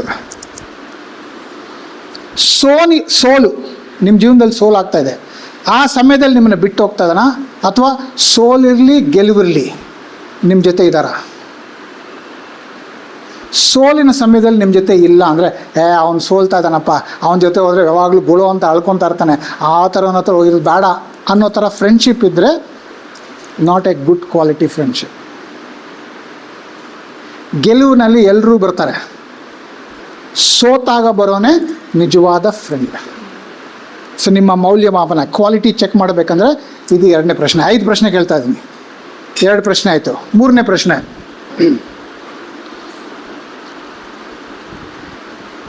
ಪ್ರೀತಿಯಿಂದ ಸತ್ಯವನ್ನು ಹೇಳ್ತಾ ಇದ್ದಾರಾ? ಹಂಗಂದ್ರೆ ಏನರ್ಥ? ಫಾರ್ ಎಕ್ಸಾಂಪಲ್, ಸ್ಟೂಡೆಂಟ್ಸ್ಗೆ the way you are studying is not good, you are not putting in enough effort. ಆ ಥರ ಪ್ರೀತಿಯಿಂದ ನಿಜ ಹೇಳ್ತಾರಂಥ ಫ್ರೆಂಡ್ ಇದ್ದರೆ yes, is a good friend. ತಪ್ಪು ದಾರಿಗೆ ಹೇಳ್ತಾ ಇರೋದು, ನಿಮಗೆ ಮೆಚ್ಚುಗೆ ಆಗೋದು ಮಾತ್ರ ಹೇಳ್ತಾ ಇದ್ದಾನೆ. ಸತ್ಯವನ್ನು ಪ್ರೀತಿಯಿಂದ, ಇನ್ನೂ ಕೆಲವರು ಇರ್ತಾರೆ ಬರೀ ಬೈದು ಹೇಳ್ತಾರೆ, ಆ ಥರ ಅಲ್ಲ, ಪ್ರೀತಿಯಿಂದ ಸತ್ಯನ ಹೇಳ್ತಾ ಇರೋಂಥ ಫ್ರೆಂಡ್ ಇದ್ದರೆ ಒಳ್ಳೆ ಫ್ರೆಂಡ್. ಪ್ರೀತಿಯಿಂದ ಸತ್ಯ, ಅದು ಸತ್ಯ ಅಂದರೆ ಯಾವುದು? ಡೆಲ್ಲಿಲಿ ಈ ಥರ ನಡೀತು, ಮುಂಬೈಲಿ ಈ ಥರ ನಡೀತು, ಈ ನ್ಯೂಸು ಆ ನ್ಯೂಸು, ಆ ಸತ್ಯದ ಬಗ್ಗೆ ಹೇಳ್ತಾ ಇಲ್ಲ. ನನ್ನ ಬಗ್ಗೆ, ನನ್ನಲ್ಲಿ ಇದೆ, ಬಲಹೀನತೆ ಇದೆ, ಆ ಬಲಹೀನತೆ ಕೂಡ, ಬಲಹೀನತೆ ಅನ್ನೋದು ಸತ್ಯ ಅಲ್ವಾ, ನನ್ನಲ್ಲಿ ಬಲಹೀನತೆ, ಅದನ್ನು ಪ್ರೀತಿಯಿಂದ ಎತ್ತು ಹೇಳ್ತಾ ಇದ್ದಾರೆ ಅಂದರೆ ಒಳ್ಳೆ ಫ್ರೆಂಡ್. ಇಲ್ಲ ಅಂದರೆ ಕಳಪೆ ಫ್ರೆಂಡ್. 3ನೇ ಟೆಸ್ಟ್. 4ನೇದು, ಯಾವಾಗ ಅವರಿಗೆ ಸಹಾಯ ಬೇಕೋ ಆವಾಗ ಮಾತ್ರ ನಮ್ಮ ಹತ್ರ ಬರ್ತಾ ಇದ್ರೆ ನಾಟ್ ಎ ಗುಡ್ ಫ್ರೆಂಡ್ಶಿಪ್ ಅಲ್ವಾ? ಬರೀ ಹೆಲ್ಪ್ಗೋಸ್ಕರ ಮಾತ್ರ ಬರ್ತಾ ಇರ್ತಾರೆ. That's selfish friendship. ಇದು ತಗೊಳ್ಳೋದು ಕೊಡೋದು ಥರ ಇರಬೇಕು. ನಿಮಗೆ ಸಹಾಯ ಬೇಕಿದ್ದಾಗ ಅವ್ರು ಸಹಾಯ ಮಾಡಬೇಕು, ಅವ್ರಿಗೆ ಸಹಾಯ ಬೇಕಿದ್ದಾಗ ನೀವು ಸಹಾಯ ಮಾಡಬೇಕು. ಆ ರೀತಿಲಿ ಫ್ರೆಂಡ್ಶಿಪ್ ಇದ್ದರೆ ಗುಡ್ ಕ್ವಾಲಿಟಿ ಫ್ರೆಂಡ್ಶಿಪ್. ಲಾಸ್ಟ್, ಒಬ್ಬರನ್ನೊಬ್ಬರು ಕಟ್ತಾ ಇದ್ದೀರಾ, ಒಬ್ಬರ ಜೀವನ ಒಬ್ಬರು ಕಟ್ತಾ ಇದ್ದೀರಾ ಅಥವಾ ಕೆಡುತ್ತಾ ಇದ್ದೀರಾ? ಕೆಲವು ಫ್ರೆಂಡ್ಶಿಪ್ ಬಂದ್ಬಿಟ್ಟು ಹಾನಿ ಮಾಡ್ತಾ ಇರುತ್ತೆ. It is very harming one another. It's A very toxic friendship ಅಂತಾರೆ. ಹಾನಿಕರವಾದಂಥ ಫ್ರೆಂಡ್ಶಿಪ್ ಇದ್ದರೆ ಕಳಪೆ ಫ್ರೆಂಡ್ಶಿಪ್. ಒಬ್ರನ್ನೊಬ್ರು ಕಟ್ತಾ ಇದ್ದರೆ, ಒಳ್ಳೆಯ ಮಾರ್ಗದರ್ಶನ ನೀಡಿಕೊಂಡು ಜೀವನ ಸಮೃದ್ಧಿ ಆಗೋ ರೀತಿಯಲ್ಲಿ ಪ್ರೋತ್ಸಾಹ ಮಾಡಿಕೊಂಡು ಒಳ್ಳೆಯ ಜೀವನದ ಕಡೆ ಪ್ರೋತ್ಸಾಹ ಮಾಡ್ತಾ ಇರೋಂಥ ಫ್ರೆಂಡ್ಶಿಪ್ ಇದ್ದರೆ ಒಳ್ಳೆಯ ಫ್ರೆಂಡ್ಶಿಪ್. ಇದು ಮೌಲ್ಯಮಾಪನ. ಓಕೆ, ಈ PPT ಬೇಕಂದರೆ ನಾನು ಪ್ರೀತಮ್ ಕೊಡ್ತೀನಿ, ಆಮೇಲೆ ನೀವೆಲ್ಲ ರೆಫರ್ ಮಾಡ್ಕೋಬೋದು. ಓಕೆ, ಇದುವರೆಗೂ ಜನರಿಗೆ ಹೇಳಿದೆ ಒಂದು ಸ್ನೇಹದ ಬಗ್ಗೆ ಬೈಬಲಿಂದ. ಇವಾಗ ನೀವು ಬೈಬಲ್ ಓದಿ. ರೆಡಿನಾ? 1 ಸಾಮುವೇಲ 18ನೇ ಅಧ್ಯಾಯ 1ನೇ ವಚನ. 1 ಸಾಮುವೇಲನು 18ನೇ ಅಧ್ಯಾಯ 1ನೇ ವಚನ. 1 Samuel chapter 18 verse 1.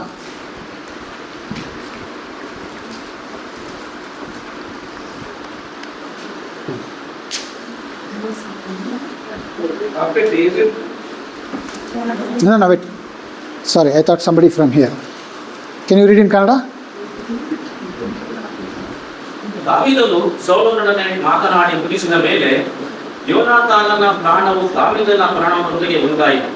ಅವನು ದಾವೀದನನ್ನು ತನ್ನ ಪ್ರಾಣದಂತೆ ಪ್ರೀತಿಸತೊಡಗಿದನು. ರೈಟ್.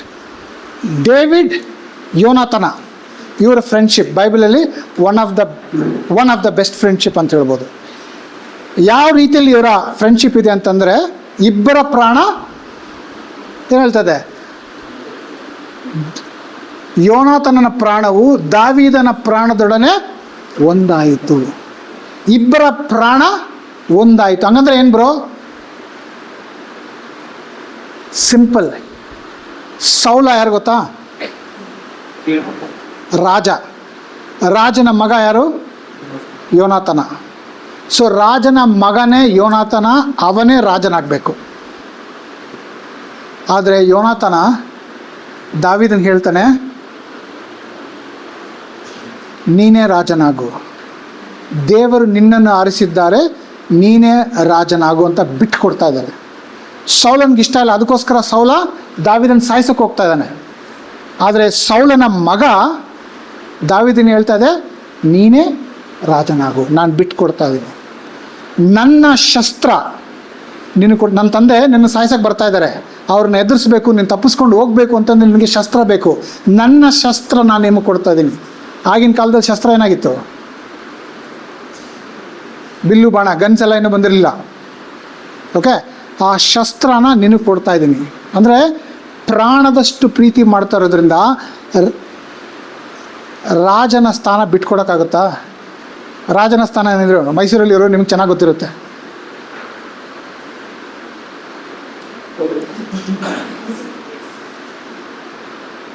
ಇಡೀ ಮೈಸೂರು ಅವ್ರದ್ದು. ಹಾಂ, ನಮಗೆ ಇವಾಗ 30-40 ಸೈಟ್ ಸಿಗ್ತಾ ಇಲ್ಲ, ದುಡ್ಡಿಲ್ಲ. ಇಡೀ ಮೈಸೂರು ಪ್ಲಸ್ ಕರ್ನಾಟಕನೇ ಅವ್ರದ್ದಾಗಿತ್ತು. ಆ ರಾಜನ ಸ್ಥಾನ ನಾನಲ್ಲ, ಪ್ರೀತ ನೀನೇ ರಾಜ ಆಗು ಅಂದರೆ ನನ್ನ ಮನಸ್ಸು ಹೆಂಗಿರಬೇಕು? ನಾನು ರಾಜನ ಮಗ, ಮೈಸೂರು ಬೇಡ ನನಗೆ, ಪ್ರೀತ ನೀನೇ ತಗೋ ಮೈಸೂರು ಅಂತ ಹೇಳಿದ್ರೆ ಹೆಂಗಿರುತ್ತೆ ಬ್ರೋ? ಮೈಸೂರೆಲ್ಲ ಬೇಡ ಬ್ರೋ, 30-40 ಕೊಡಿ ಸಾಕು ಅಂತಾರೆ ಅವರು. 30-40 ಕೊಡೋಕ್ಕೂ ನಾವು ಬೇಕಂದರೆ ಒಂದು ಪೆನ್ ಕೊಡ್ತೀನಿ, ಒಂದು ಬುಕ್ ಕೊಡ್ತೀನಿ, ಒಂದು ಆ ಥರ ಚಿಕ್ಕ ಚಿಕ್ಕ ಆಸ್ತಿ ಕೊಡ್ಬೋದು. ರಾಜ್ಯತ್ವನೇ ಬಿಟ್ಕೊಡ್ತಾ ಇದ್ದಾರೆ ಆ ಪ್ರಾಣ ಸ್ನೇಹಿತರು. ಆ ವಾಕ್ಯ ಎಷ್ಟರ ಮಟ್ಟಿಗೆ ನಿಜ ಅಂತ ಗೊತ್ತಾಗ್ತಿದೆಯಾ? ಯೋನಾತನ ರಾಜ್ಯನೇ ಬಿಟ್ಕೊಡ್ತಾ ಇದ್ದಾನೆ, ತಂದೆ ವಿರುದ್ಧ ಹೋಗೋದಕ್ಕೆ ರೆಡಿ ಆಗಿದ್ದಾನೆ. ಪ್ರಾಣ ಸ್ನೇಹಿತರು ಉದಾಹರಣೆ ಅಷ್ಟೇ ಮುಖ್ಯ ಅಲ್ಲ, ಇದು ದುಡ್ಡಿನಲ್ಲಿ ಮೌಲ್ಯ ಮಾಡಿದ್ರೆ. ಅದು ಬಿಟ್ಟು ಇನ್ನೊಂದು ಕ್ವಾಲಿಟಿ ಅದ್ಭುತವಾಗಿದೆ ಅವರಲ್ಲಿ. 1 ಸಾಮ್ಯಲ 23ನೇ ಅಧ್ಯಾಯ 17ನೇ ವಚನ ಓದಿ. 1ನೇ ಸಾಮ್ಯಲ 23ನೇ ಅಧ್ಯಾಯ 17ನೇ ವಚನ. ಯೋನಾತನನ್ನು ಅಲ್ಲಿಗೆ ಹುಡುಕಿ ದಾವೀದನಿಗೆ, ಭಯಪಡಬೇಡ, ನೀನು ನನ್ನ ತಂದೆಯಾದ ಸೌಲನ ಕೈಗೆ ಸಿಕ್ಕಿ ಬೀಳುವುದಿಲ್ಲ. ನೀನು ಇಸ್ರಾಯೇಲರ ಅರಸನಾಗುವಿ, ನಾನು ನಿನಗೆ 2ನೇಯವನಾಗಿರುವೆನು. ಹೀಗಾಗುವುದೇನೆಂದು ನನ್ನ ತಂದೆಯಾದ ಸೌಲನು ತಿಳಿದುಕೊಂಡಿದ್ದಾನೆ ಎಂದು ಹೇಳಿ ದೇವರಲ್ಲಿ ಅವನನ್ನು ಬಲಪಡಿಸಿದನು. ಇದು ನಿಜವಾದ ಟೆಸ್ಟ್ ಫ್ರೆಂಡ್ಶಿಪ್ಪಲ್ಲಿ. ದೇವರಲ್ಲಿ ಬಲಪಡಿಸುವಂಥ ಫ್ರೆಂಡ್ಸ್ ಇದ್ದಾರಾ? ನಾನು ಕೆಳಗೆ ಬಿದ್ದಾಗ ನನ್ನನ್ನು ಮೇಲಕ್ಕೆ ಎತ್ತುವಂಥ ಫ್ರೆಂಡ್ಸ್ ಇದ್ದಾರಾ? ಇಲ್ಲಿ ದಾವೀದ ಕೆಳಗೆ ಬಿದ್ದಿದ್ದಾನೆ, ಹೇಗೆ ಗೊತ್ತು? ದಾವೀದ ಕೆಳಗೆ ಬಿದ್ದಿದ್ದಾನೆ ಅಂತ ಹೇಗೆ ಗೊತ್ತು? ಈ ಓದಿದ ವಚನದಲ್ಲಿ ಫಸ್ಟ್ ಪದ ಏನು? ಭಯಪಡಬೇಡ, ಡೋಂಟ್ ಬಿ ಅಫ್ರೇಡ್. ಅಂದರೆ ದಾವೀದನಿಗೆ ಇವ ಕೊಲ್ಲಕ್ಕೆ ಬರ್ತಾ ಇದ್ದಾನೆ. ಜೋನತನ್ ನೋಡ್ತಾ ಇದ್ದಾನೆ, ನಿಮಗೆ ಭಯ ಆಗಿದೆ. ಸೊ ಅದಕ್ಕೇನು ಹೇಳ್ತಾ ಇದ್ದಾನೆ? ಭಯಪಡಬೇಡ. ಸುಮ್ಮನೆ ಹೊಗಳಿಕೆ ಮಾತು ಹೇಳ್ತಾ ಇಲ್ಲ, ಏ ಕಮಾನ್ ಮ್ಯಾನ್, ಏ ಬಿ ಗುಡ್, ಬಿ ಬ್ರೇವ್ ಅಂತ ಹೇಳ್ತಾ ಇಲ್ಲ. ದೇವರಲ್ಲಿ ಬಲಪಡಿಸ್ತಾ ಇದ್ದಾನೆ ಅಲ್ವಾ? ಹೇಗೆ? ಇಬ್ಬರು ಕೂತ್ಕೊಂಡು ಮಾತಾಡ್ತಾ ಇರ್ಬೋದು, ಅಂದರೆ ಪ್ರಾರ್ಥನೆ ಮಾಡಿರ್ಬೋದು, ಇಬ್ಬರು ವಚನ ಓದಿರ್ಬೋದು.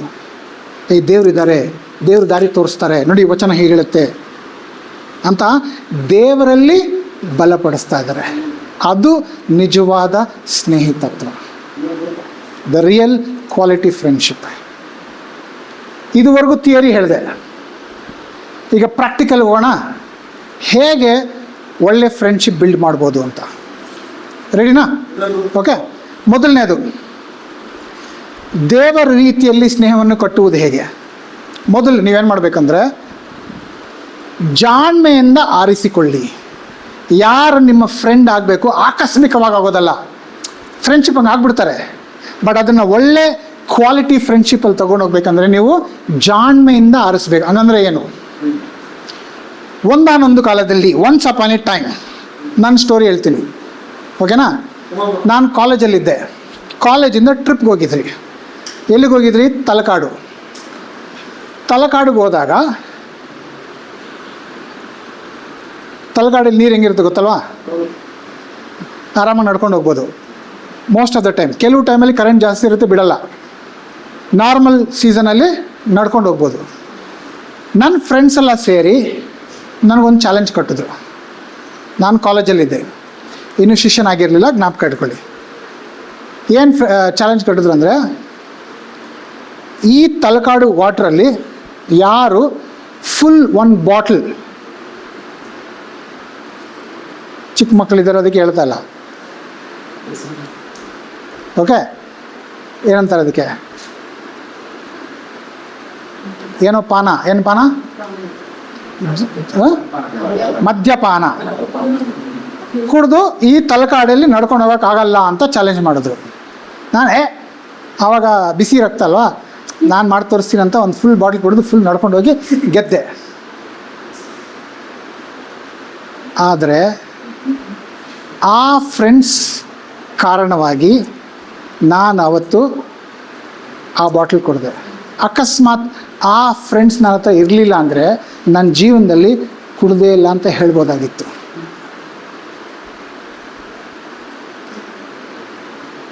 ನಿಮ್ಮ ಫ್ರೆಂಡ್ಶಿಪ್ಪು ಈ ಥರ ದಾರಿಯಲ್ಲಿ ಕರ್ಕೊಂಡು ಹೋಗ್ತಾ ಇದ್ದರೆ ನೀವು ಜಾಣ್ಮೆಯಿಂದ ಯಾರ ಜೊತೆಲಿರಬೇಕು, ಯಾರ ಜೊತೆಲಿ ಇರಬಾರ್ದು.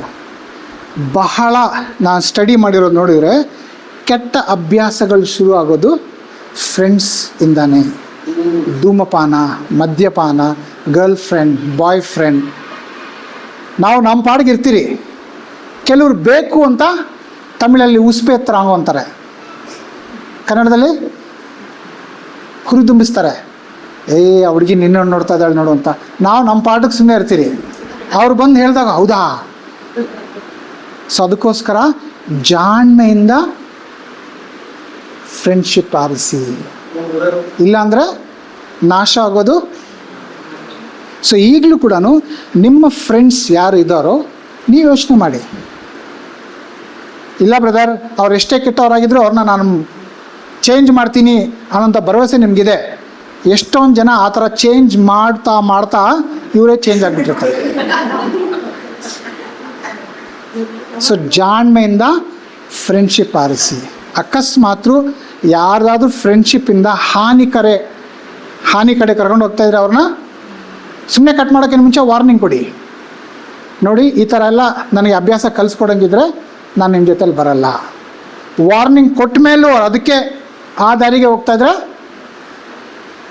ಸೊ ಜಾಣ್ಮೆಯಿಂದ ಆರಿಸಿ.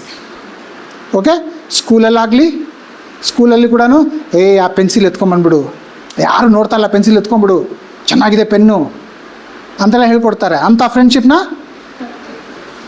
ಸೊ ಜಾಣ್ಮೆಯಿಂದ ಆರಿಸ್ಬೇಕು. First step. ಸೆಕೆಂಡ್ ಸ್ಟೆಪ್, ಜೊತೆಯಾಗಿರೋ ಫ್ರೆಂಡ್ ತಗೊಳ್ಳಿ. ಎಸ್ಪೆಷಲಿ ಕಷ್ಟದ ಕಾಲದಲ್ಲಿ ನಿಮ್ಮ ಜೊತೇಲಿ ಇರಬೇಕು ಅವರು. ಎಗೇನ್ ಒಂದು ಉದಾಹರಣೆ ನನ್ನ ಜೀವನದಾನೇ ಹೇಳ್ತೀನಿ. ಓಕೆ, ಒಂದಾನೊಂದು ಕಾಲದಲ್ಲಿ ನನಗೆ ಬ್ರೇಕಪ್ ಆಗಿತ್ತು. ಬ್ರೇಕಪ್ ಅಂದರೆ ಯಾರು ಗೊತ್ತಿಲ್ವೋ ಹಂಗೆ ಗೊತ್ತಿಲ್ಲ ಅಂತ ಇಟ್ಕೊಳ್ಳಿ, ಯಾರು ಗೊತ್ತಿದೆಯೋ ಅಂತ ಇಟ್ಕೊಳ್ಳಿ. ಒಂದೇ ಸಮಯದಲ್ಲಿ ನಾನು ಕೆಲಸನೂ ಕಳ್ಕೊಂಡೆ, ಬ್ರೇಕಪ್ ಕೂಡ ಆಯಿತು. ಅದು ಯಾರ ಜೊತೆಲಿ? ನಾನು ಎಂಗೇಜ್ಮೆಂಟ್ ಆಗಿರೋ ಹುಡುಗಿ ಜೊತೆಲಿ ಬ್ರೇಕಪ್ ಆಯಿತು. ಕೆಲಸ ಕಳ್ಕೊಂಡೆ, ನನ್ನ ಇಡೀ ಜೀವನ ಕತ್ಲೆ ಆಗಿಬಿಟ್ಟಿತ್ತು. ಏನು ಮಾಡಬೇಕೋ ಗೊತ್ತಿಲ್ಲ. ಎಂಗೇಜ್ಮೆಂಟ್ ಆಗಿದೆ ಅಂದರೆ ಫ್ಯಾಮ್ಲಿಗೆಲ್ಲ ಗೊತ್ತಿದೆ, ಫ್ರೆಂಡ್ಸ್ಗೆಲ್ಲ ಗೊತ್ತಿದೆ. ಹೋಗಿ ಏನು ಹೇಳಲಿ ನಾನು? ಕೆಲಸನೂ ಕಳ್ಕೊಂಡ್ಬಿಟ್ಟಿದ್ದೀನಿ. ಚೀತು ಅಂತ ಕ್ಯಾಕ್ರಸ್ ಉಗಿತಾರೆ. ನಮ್ಮ ರಿಲೇಟಿವ್ಸ್ ಇವರೆಲ್ಲ. ಫುಲ್ ಕತ್ತಲೆ ಜೀವನ ಅನಿಸ್ಬಿಟ್ಟಿತ್ತು. ಏನು ಮಾಡಬೇಕು ಅಂತ ಗೊತ್ತಿಲ್ದಿರ ನಿಮಗೆ ಪ್ರೊಜೆಕ್ಟ್ ಇಟ್ಟು ತೋರಿಸೋಣ ಅಂದ್ಕೊಂಡಿದ್ದೆ. ಇಲ್ಲಿ ಕಾಣಿಸ್ತಿದೆ ಈ ಚಿತ್ರ. ಹಾಂ, ರೈಲ್ವೆ ಟ್ರ್ಯಾಕ್ ಪಕ್ಕದಲ್ಲೂ ಕೂತ್ಕೊಂಡೆ. ಸಾಯಕ್ಕಲ್ಲ, ಯಾಕಂದರೆ ಸಾಯೋಷ್ಟು ಧೈರ್ಯ ನನ್ನಲ್ಲಿ ಇರಲಿಲ್ಲ. ಜೀವನದಲ್ಲಿ ಏನು ಮಾಡಬೇಕು ಅಂತ ಗೊತ್ತಿಲ್ದಿರ ರೈಲ್ವೆ ಟ್ರ್ಯಾಕ್ ಪಕ್ಕದಲ್ಲೂ ಕೂತ್ಕೊಂಡು ಟ್ರೈನ್ಗಳು ಬರೋದು ಹೋಗೋದು ನೋಡ್ತಾ ಇದ್ದೀನಿ. ಕಾಗೆ ಗುಬಚ್ಚಿ ಅದು ಇದು ಬರೋದು ಹೋಗಿ ನೋಡ್ತಾ ಇದ್ದೀನಿ. ಏನು ಮಾಡಬೇಕು ಗೊತ್ತಿಲ್ಲ. Mind full blank. ಬರೀ ರೈಲ್ವೆ ಟ್ರ್ಯಾಕ್ ಕಡೆ ನೋಡ್ತಾ ಇದ್ದೀನಿ. ಏನು ಮಾಡಬೇಕು ಗೊತ್ತಿಲ್ಲ. ನನ್ನ ತುದಿ ಕಣ್ಣಲ್ಲಿ ನಾನು ನೋಡಿದೆ, ಇನ್ನೊಬ್ಬ ವ್ಯಕ್ತಿ ಬಂದು ನನ್ನ ಪಕ್ಕದಲ್ಲಿ ಕೂತ್ಕೊಂಡ್ರು. ಯಾರು, ನಾನು ಹಿಂಗೆ ತಲೆ ತಿರುಗಿಸಿ ನೋಡೋ ಧೈರ್ಯನೂ ಇಲ್ಲ. ಬಂದು ಕೂತ್ಕೊಂಡ್ರು. 5 ನಿಮಿಷ ಆಯಿತು, 10 ನಿಮಿಷ ಆಯಿತು, 15 ನಿಮಿಷ ಆಯಿತು, ಒಂದು ಮಾತು ಮಾತಾಡಿಲ್ಲ. ಅರ್ಧ ಗಂಟೆ ಆಯಿತು, 45 ನಿಮಿಷ ಆಯಿತು, ಕೂತ್ಕೊಂಡೇ ಇದ್ದಾರೆ, ಒಂದು ಮಾತು ಮಾತಾಡಿಲ್ಲ. 40-45 ನಿಮಿಷ ಆದಮೇಲೆ ಬರೀ ಕೈ ಹೆಗಲ ಮೇಲೆ ಹಿಂಗೆ ಹಾಕೊಂಡ್ರು. ಆವಾಗ ನೋಡಿದೆ ಯಾರು ಅಂತ, ವಿನ್ಸೆಂಟ್. ಅರ್ಧ ಅವರ್ 40 ನಿಮಿಷ ಮಾತಾಡೇ ಇಲ್ಲ, ಸುಮ್ಮನೆ ನನ್ನ ಜೊತೆ ಕೂತಿದ್ರು. ಆ ಕೈ ಹೆಗಲ ಮೇಲೆ ಹಿಂಗೆ ಹಾಕೊಂಡಾಗ ಆ ಅರ್ಧ ಗಂಟೆ ಏನು ಮಾತಾಡಿದ್ರೆ ಸುಮ್ಮನೆ ಕೂತ್ಕೊಂಡಾಗ ಏನು ಮಾತಾಡಿಲ್ಲ, ಏನೋ ಒಂಥರ ಧೈರ್ಯ ಸಿಕ್ತು. ಅವ್ರ ಕೈ ಹಾಕಿದಾಗ ನನ್ನ ಜೊತೆಲಿ ಯಾರೂ ಇಲ್ಲ ಅಂತ ಅನ್ನಿಸ್ತಾ ಇರಬೇಕಾದ್ರೆ ಇದ್ದಾರೆ, ಒಬ್ಬ ವ್ಯಕ್ತಿ, ಒಬ್ಬ ಫ್ರೆಂಡ್ ಇದ್ದಾರೆ. ಏನು ಮಾತಾಡಿಲ್ಲ, ಏನು ಹೀಗೆ ಮಾಡೋಣ ಹಾಗೆ ಮಾಡೋಣ ಅಡ್ವೈಸ್ ಏನೂ ಇಲ್ಲ, ನೀನು ಮಾಡಿದ ತಪ್ಪು ಅಂತಲೂ ಏನೂ ಹೇಳಿಲ್ಲ, ಸುಮ್ಮನೆ ಪಕ್ಕದಲ್ಲಿ ಬಂದು ಕೂತ್ಕೊಂಡ್ರು. ಈಗಲೂ ನಡೆದಿದ್ದು 30 ಇಯರ್ಸ್ ಬ್ಯಾಕ್, ಈಗಲೂ ಜ್ಞಾಪಕ ಇದೆ. ಆ ರೀತಿಯಾಗಿ ಜೊತೆಗಿರಿ. ನಿನ್ನ ಫ್ರೆಂಡ್ ಕಷ್ಟದಲ್ಲಿದ್ದಾನ, ಜೊತೆಲಿರಿ. ನರಳ್ತಾ ಇದ್ದಾನ, ಜೊತೆಲಿರಿ. ಅಳ್ತಾ ಇದ್ದಾರಾ, ಜೊತೆಲಿರಿ. ನಿಮ್ಗೆ ಅಡ್ವೈಸ್ ಮಾಡೋಕ್ಕಾಗುತ್ತೋ ಇಲ್ಲೋ, ಸಹಾಯ ಮಾಡೋಕ್ಕಾಗುತ್ತೋ ಇಲ್ಲವೋ, ಅವ್ರು ಕಷ್ಟದಲ್ಲಿದ್ದಾರೆ, ನಿಮ್ಮ ಹತ್ರ ಸಹಾಯ ಮಾಡೋಷ್ಟು ನಿಮ್ಮ ಹತ್ರ ಹಣ ಇಲ್ಲದೆ ಇರ್ಬೋದು, ಅಥವಾ ವ್ಯವಸ್ಥೆಗಳು ಇಲ್ಲದೆ ಇರ್ಬೋದು, ವಸ್ತುಗಳು ಇಲ್ಲದೆ ಇರ್ಬೋದು, ಆದರೆ ಜೊತೆಗಿರಿ. ಜಾಣ್ಮೆಯಿಂದ ಆರಿಸಿ ಜೊತೆಗಿರಿ. ಮೇಲು ಕೀಳು 2 ಸಮಯದಲ್ಲೂ ಜೊತೆಲಿರಬೇಕು. ಆವಾಗಲೇ ನಿಜವಾದ ಸ್ನೇಹ ಬೆಳೆಸ್ಕೊಳಕ್ಕಾಗತ್ತೆ. ಸೊ ಕಷ್ಟ ಬಂತು ಅಂತ ಓಡೋಗ್ಬಿಡ್ಬೇಡಿ. ಏನು ಮಾಡೋಕ್ಕಾಗಿಲ್ಲ ಅಂದರೂ ಜೊತೆಲಿರಿ. 3ನೇದು, ಸತ್ಯವನ್ನಾಡಿ. ಇನ್ನೊಂದು ಕತೆ ಹೇಳ್ತೀನಿ. ಕೆಲವು ಫ್ರೆಂಡ್ಸ್ ಎಲ್ಲ ಸೇರಿ ಸುಮ್ಮನೆ ಬೆಂಗಳೂರಲ್ಲಿ ಒಂದು ಲೇಕ್ ಇದೆ, ಟೈಮ್ ಪಾಸ್ಗೆ ಅಂತ ಲೇಕ್ ಹತ್ರ ಕೂತ್ಕೊಂಡ್ರಿ. ಅಲ್ಲಿ ಅವತ್ತೇ ಫಸ್ಟ್ ಟೈಮ್ ನಾನು ಹಿಡಿದು ಒಂದು ಬೋರ್ಡು, ಹೋಟ್ಲ್ಗೆ ಹೋದ್ರೆ ಮೇಲೆ ನೋಡಿದ್ರಲ್ವಾ, 108 ಥರವಾದಂಥ ದೋಸೆಗಳು ಮಾಡಿಕೊಡ್ತಾ ಇದ್ದಾರೆ. 108 ಟೈಪ್ಸ್ ಆಫ್ ದೋಸೆಸ್. ಫುಲ್ ಖುಷಿ. ಎಲ್ಲ ತಿನ್ನೋಕ್ಕಾಗಲ್ಲ, ಯಾವ್ದು ನಮ್ಗೆ ಇಷ್ಟ ಆಗುತ್ತೋ ಅದು ತಿನ್ಕೊಳ್ಳೋದು. ಈ ರೀತಿಲಿ ಬೋಟಿಂಗು, ನೀರು ನೋಡಿಕೊಂಡು ವೆರೈಟಿ ದೋಸೆ ತಿನ್ಕೊಂಡು ಎಂಜಾಯ್ ಮಾಡ್ತಾಯಿದ್ರಿ. ಎಂಜಾಯ್ ಮಾಡ್ತಾ ಮಾಡ್ತಾ ಮಾಡ್ತಾ ಮಾಡ್ತಾ ಜೀವನ ಹೇಗಿದೆ ಅನ್ನೋಂಥ ಟಾಪಿಕ್ ಬಂತು. ಆವಾಗ ಸಡನ್ನಾಗಿ ಏನಾಯಿತು ಗೊತ್ತಿಲ್ಲ, ನನ್ನ ಜೀವನದಲ್ಲಿ ಆಗ್ತಾ ಇರೋಂಥ ಕೆಲವು ಕಠಿಣ ವಿಷಯಗಳು ಹೇಳೋಕ್ಕೆ ಶುರು ಮಾಡಿದೆ. ಸಿಕ್ಕಾಪಟ್ಟೆ ಸಾಲ ಇದೆ, ಕ್ರೆಡಿಟ್ ಕಾರ್ಡ್ ಇದೆ, 10ನೇ ತಾರೀಕು 15ನೇ ತಾರೀಕು ಆಗಸ್ಟೊಳಗೆ ಸಂಬಳ ಎಲ್ಲ ಖರ್ಚಾಗಿಬಿಡ್ತಾ ಇದೆ. ಇನ್ನು ಮಿಕ್ಕಿರೋ 15 ದಿನ ಹೇಗೆ ಜೀವನ ಮಾಡೋದೇ ಗೊತ್ತಿಲ್ಲ. ತಲೆ ಸಿಕ್ಕಾಪಟ್ಟೆ ಬಿಸಿ ಆಗುತ್ತೆ. ಸಾಲಗಾರರು ಫೋನ್ ಮಾಡಿದ್ರೆ ಫೋನ್ ಎತ್ತಕ್ಕೆ ನಡಕ ಆಗುತ್ತೆ. ಎಷ್ಟೊಂದು ಸಾರಿ ಫೋನ್ನ ಸೆವೆತಾಗಿ ಹೇಳ್ಕೊಟ್ಟಿದ್ದೀನಿ, ಅಟ್ಲೀಸ್ಟ್ ಹೆಂಗಸರು ಫೋನ್ ಅಟೆಂಡ್ ಮಾಡಿದ್ರೆ ಬೈಯೋದು ಸ್ವಲ್ಪ ಕಮ್ಮಿ ಮಾಡ್ಬೋದು ಅಂತ. ಸೊ ಇದುವರೆಗೂ ಸಂತೋಷವಾಗಿದ್ರಿ, ದೋಸೆಗಳು ತಿಂತಾಯಿದ್ರಿ, ಬೋಟಿಂಗ್ ಮಾಡಿದ್ರಿ. ಆವಾಗ ಈ ವಿಷಯ ನಾನು ಹೇಳಿದಾಗ ಮಿಕ್ಕಿದೆಲ್ಲ ಮರೆತುಬಿಟ್ಟು ಆ ಫ್ರೆಂಡ್ಸ್ ಎಲ್ಲ ಸೇರಿ, ಓಕೆ ನಿನ್ನ ಜೀವನ ಇವಾಗ ಕಟ್ಟೋಣ ನಾವು, ಫಸ್ಟ್ ತಗೋ ಒಂದು ಬುಕ್ಕು, ಒಂದು ಪೇಪರು, ಅಲ್ಲಿ ಹೋಟ್ಲ್ ಹತ್ರ ಒಂದು ಟಿಶ್ಯೂ ಪೇಪರ್ ತೊಗೊಂಡ್ರು, ಪೆನ್ ಇಸ್ಕೊಂಡ್ರು, ನಿನ್ನ ಹತ್ರ ಏನೇನು ಸಾಲ ಇದೆಯೋ ಎಲ್ಲ ಬರೀ, ನಾನು ನಿಮಗೆ ಇಷ್ಟು ಸಾಲ ಮಾಡಿದ್ಯಾ ಅಷ್ಟು ಸಾಲ ಮೊದಲೇ ಕೇಳಲ್ಲ, ಪ್ರಾಮಾಣಿಕವಾಗಿ ಬರೀ ಅಂದರು. ನಾನು ಯೋಚನೆ ಮಾಡ್ಬಿಟ್ಟು ಇವ್ರಿಗೆ ಇಷ್ಟು ಕೊಡಬೇಕು, ಅವ್ರಿಗೆ ಅಷ್ಟು ಕೊಡಬೇಕು, ಈ ಬ್ಯಾಂಕ್ ಇಷ್ಟು ಕೊಡಬೇಕು, ಕ್ರೆಡಿಟ್ ಕಾರ್ಡ್ ಇಷ್ಟು ಕೊಡಬೇಕು, ಎಲ್ಲ ಲೆಕ್ಕ ಮಾಡಿದೆ. ಅವರೆಲ್ಲ ನೋಡಿದ್ರು ನಿಮ್ಮ ಸಂಬಳ ಎಷ್ಟು, ಇದನ್ನು ಹೇಗೆ ಮಾಡೋದು ಅಂತ. ನೆಕ್ಸ್ಟ್ ಹಾಫ್ ಆನ್ ಅವರ್ ನಾವು ಆ ಸಾಲನ ಹೇಗೆ ತೀರಿಸೋದು ಅಂತ ಪ್ಲ್ಯಾನ್ ಮಾಡಿದ್ವಿ. ಒಂದು ಪ್ರಮಾಣ ತೊಗೊಂಡ್ರೆ ನನ್ನ ಹತ್ರ, ಇನ್ನು ಮೇಲೆ ನೀವು ಯಾವುದು ಸಾಲ ಮಾಡಲ್ಲ. ಏನಾದರೂ ಎಮರ್ಜೆನ್ಸಿ ಸಾಲ ಬೇಕು ಅಂತಂದರೆ ನಾವು ಫ್ರೆಂಡ್ಸಾಗಿ ಡಿಸ್ಕಸ್ ಮಾಡೋಣ. ನಿಜವಾಗ್ಲೂ ಅವಶ್ಯಕತೆ ಇದ್ದರೆ ಮಾತ್ರ ತೊಗೊಳ್ಳೋಣ, ಸುಮ್ಮನೆ ತೊಗೊಳಕ್ಕೆ ಹೋಗ್ಬೇಡ. ಈ ಸಾಲ ತೀರ್ಸೋಕೆ ಇನ್ನೊಂದು ಸಾಲ, ಆ ಸಾಲ ತೀರ್ಸೋಕೆ ಇನ್ನೊಂದು ಸಾಲ ತೊಗೊಂಡೆ ಈ ಥರ ಆಗಿರೋದು. ಸತ್ಯ ಮಾತಾಡ್ಕೊಂಡ್ರಿ. ಆ ಸತ್ಯ ಮಾತಾಡ್ಕೊಂಡಿರೋದ್ರಿಂದ ನೆಕ್ಸ್ಟ್ 2-3 ಇಯರ್ಸಲ್ಲಿ ನಾನೆಲ್ಲ ಸಾಲ ತೀರ್ಸೋಕ್ಕೆ ಸಾಧ್ಯ ಆಯಿತು. ಯಾಕೆ? ಸತ್ಯ ಮಾತಾಡ್ಕೊಳ್ಳೋದು ಅಷ್ಟೇ ಅಲ್ದಿರ, ಆ ಫ್ರೆಂಡ್ಸ್ ನನ್ನ ಭೇಟಿ ಆದಾಗೆಲ್ಲ ಬೈತಾ ಇರಲಿಲ್ಲ, ಏನು ನಿನ್ನ ಜೀವನ ಹೆಂಗೆ ಮಾಡ್ಕೊಂಡ್ಬಿಟ್ಟಿದ್ಯಾ ಅಂತ.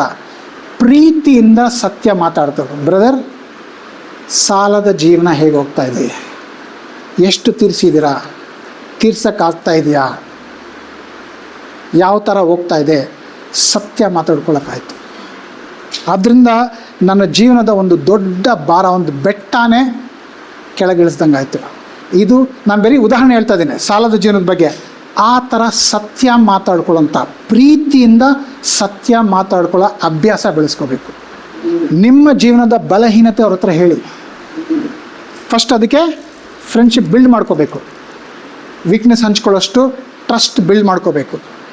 ಸತ್ಯ ಹೇಳ್ಕೊಟ್ಟಾಗ, ಆ ಸತ್ಯ ಹೇಳಿದಾಗ ಒಬ್ರಿಗೊಬ್ರು ಸಹಾಯ ಮಾಡಬೇಕು.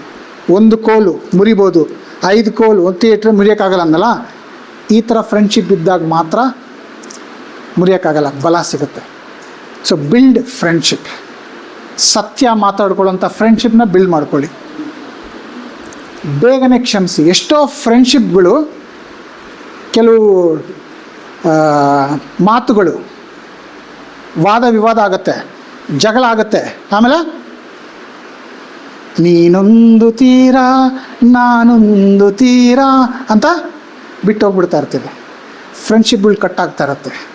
ಈ ಕ್ಷಮಿಸೋವಂಥ ಗುಣ ಇದ್ದರೆ ಆ ಫ್ರೆಂಡ್ಶಿಪ್ ಸ್ಟ್ರಾಂಗ್ ಆಗಿರುತ್ತೆ.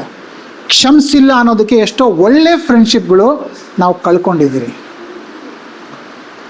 ಆ ಫ್ರೆಂಡ್ಶಿಪ್ಪಲ್ಲಿ ಕ್ಷಮಿಸೋ ಗುಣನ ಬೆಳೆಸ್ಕೊಳ್ಳಿ. ಇದು 4ನೇದು. 5ನೇದು, ಇದುವರೆಗೂ ಹೇಳಿದ್ದು ಆ ಫ್ರೆಂಡಿಂದ ನಿಮಗೇನು ಬೇಕು ಅಂತ ಹೇಳ್ತಾ ಇದ್ನಲ್ವಾ. ನನ್ನ 5th ಥಿಂಗ್, ನೀವು ಆ ಫ್ರೆಂಡ್ ಆಗಿ ನಿಮ್ಮ ಕಡೆಯಿಂದ ಆ ಫ್ರೆಂಡ್ಶಿಪ್ನ ಆಫರ್. ನಾನು ನಿಮಗೆ ಆ ಫ್ರೆಂಡ್ ಆಗ್ತೀನಿ, will you be my friend, will do all this things, right? ಬಹಳ ಸಾರಿ ಫ್ರೆಂಡ್ಶಿಪ್ಪಲ್ಲಿ ಏನಾಗುತ್ತೆ, ನಾವು ಸ್ವಾರ್ಥಿಗಳಾಗ್ಬಿಡ್ತೀರಿ. ಅವರಿಂದ ನನಗೇನು ಬೇಕು, ಅವರಿಂದ ನಮಗೇನು ಬೇಕು ಅಂತ ಮಾತ್ರ ನೋಡ್ತಾ ಇರ್ತೀರಿ. ನಾನೇನು ಕೊಡಲಿ, ನನ್ನ ಫ್ರೆಂಡ್ಶಿಪ್ ನಾನು ಆಫರ್ ಮಾಡ್ತೀನಿ, ನನ್ನ ಸ್ನೇಹನ ಅವ್ರಿಗೆ ನಾನು ಕೊಡ್ತೀನಿ ಅನ್ನೋಂಥ ಮನೋಭಾವ ಇರೋದಿಲ್ಲ. ಎಷ್ಟೊಂದು ಸಲ ಹೇಳ್ದೆ, ಇವ್ರು ನನಗೆ ಫ್ರೆಂಡೇ ಅಲ್ಲ, ಫ್ರೆಂಡ್ ಅಂತ ಹೇಳ್ಕೊಂಡು ತಿರುಗ್ತಾರೆ, ಆದರೆ ನಿಜವಾದ ಫ್ರೆಂಡೇ ಅಲ್ಲ ಅಂತ ಕಂಪ್ಲೇಂಟ್ ಮಾಡ್ತೀರಿ. ನಮಗೆ ನಾವೇ ಪ್ರಶ್ನೆ ಏನು ಕೇಳಬೇಕು, ನಾನು ಆ ಒಳ್ಳೆ ಫ್ರೆಂಡ್ ಆಗಿದ್ದೀನಾ? ಆ ಸ್ನೇಹನ ಆಫರ್ ಮಾಡಿ, ಆವಾಗ ನೋಡಿ. ಫ್ರೆಂಡ್ಶಿಪ್ಪು ಅನ್ನೋದು ನಾನು ಹೇಳಿದ್ದು ಶ್ರೀಮಂತಿಗೆ ಮಾಡುತ್ತೆ. ಯಾವಾಗ ನೀವು ಕೂಡ ಕೊಟ್ಟಾಗ, ನಿಮ್ಮ ಕಡೆಯಿಂದ ಅದು ಆಫರ್ ಮಾಡಿದಾಗ. ಇದು ವೆರಿ ವೆರಿ ಇಂಪಾರ್ಟೆಂಟ್. ಬರೀ ತಗೊಳ್ತಾ ಇದ್ದರೆ, ಈಗ ಬರೀ ನಿಮ್ಮ ಕಷ್ಟ ಅಲ್ಲೇ ಹೇಳ್ಕೊಂಡು ಹೋಗ್ತಾ ಇದ್ದರೆ ಆ ಫ್ರೆಂಡ್ ಏನು ಮಾಡ್ತಾನೆ. 2 ಸಂಡೇ ಬ್ಯಾಕು ನಾನು ಕನ್ನಡ ಸರ್ವಿಸಲ್ಲಿ ಹೇಳಿದೆ, ಕನ್ನಡದಲ್ಲಿ ಒಂದು ಗಾದೆ ಇದೆ, ದಿನ ಸಾಯೋರ್ಗೆ ಅಳೋರು ಯಾರು? ಅರ್ಥ ಆಯ್ತಾ? ದಿನ ಬಂದು ಅಯ್ಯೋ ನನ್ನ ಜೀವನದಲ್ಲಿ ಕಷ್ಟ ಇದೆ, ಅಯ್ಯೋ ನನ್ನ ಜೀವನದಲ್ಲಿ ಕಷ್ಟ ಇದೆ, ಅಯ್ಯೋ ನನ್ನ ಜೀವನದಲ್ಲಿ ಕಷ್ಟ ಇದೆ ಅಂದರೆ ಮೇಡಮ್ ಓಡೋಗ್ಬಿಡ್ತಾರೆ. ಯಾಕೆಂದರೆ ದಿನ ಸಾಯೋನಿಗೆ ಅಳೋರು. ಒಂದಿನ ಅಳ್ಬೋದು, 2 ದಿನ ಅಯ್ಯೋ ಹೌದಾ, ಅಯ್ಯೋ ಇಷ್ಟು ಕಷ್ಟ ಇದೆಯಾ, ಅಯ್ಯೋ ಸೋ ಸಾರಿ. 1 ದಿನ, 2 ದಿನ, 1 ವಾರ, ದಿನ ಹೇಳ್ಕೊಂಡು ಹೋಗ್ತಾಯಿದ್ರೆ ಓಡೋಗ್ಬಿಡ್ತೀವಿ. ಸೊ ಅದಕ್ಕೋಸ್ಕರ ನಿಮ್ಮ ಕಷ್ಟದಲ್ಲಿ ಅವರ ಫ್ರೆಂಡ್ಶಿಪ್ ಕೇಳೋದು ಮಾತ್ರ ಅಲ್ಲ, ಅವರ ಕಷ್ಟದಲ್ಲಿ ನಿಮ್ಮ ಫ್ರೆಂಡ್ಶಿಪ್ ಆಫರ್ ಮಾಡಿ. ಆವಾಗಲೇ ಸ್ನೇಹ ಬಿಲ್ಡ್ ಮಾಡ್ಕೊಳ್ಳಿ. ರೈಟ್? ಬೆಸ್ಟ್ ಫ್ರೆಂಡ್ ನಿಮಗೆ BFF, bestie, any other names? ಹಾಂ, ಹೋಮಿ. ಏನೇನು ಹೆಸರುಗಳು ಇಡ್ತಿಲ್ಲಪ್ಪ. Okay, best friend, BFF, bestie, homie, ದಾವಣಿ ದೋಸ್ತ್, ಇದೆಲ್ಲ ಯಾರು ಗೊತ್ತಾ ನಮಗೆ?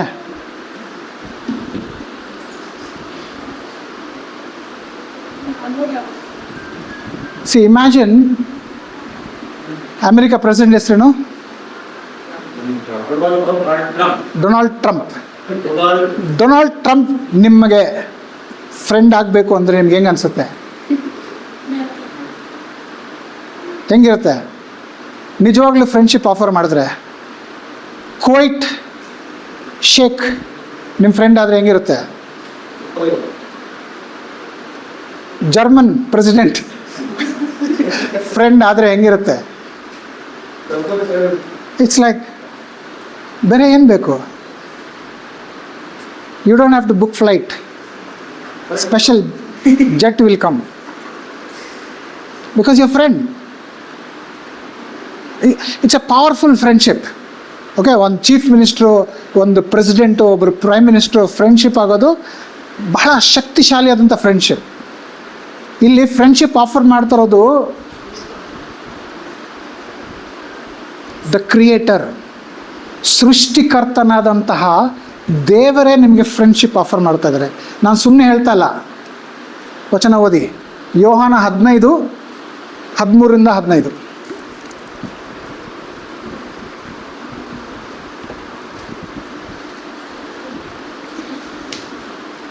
ಯೋಹಾನ 15, John chapter 15 verses 13-15. Any youth can read? Mysore youth.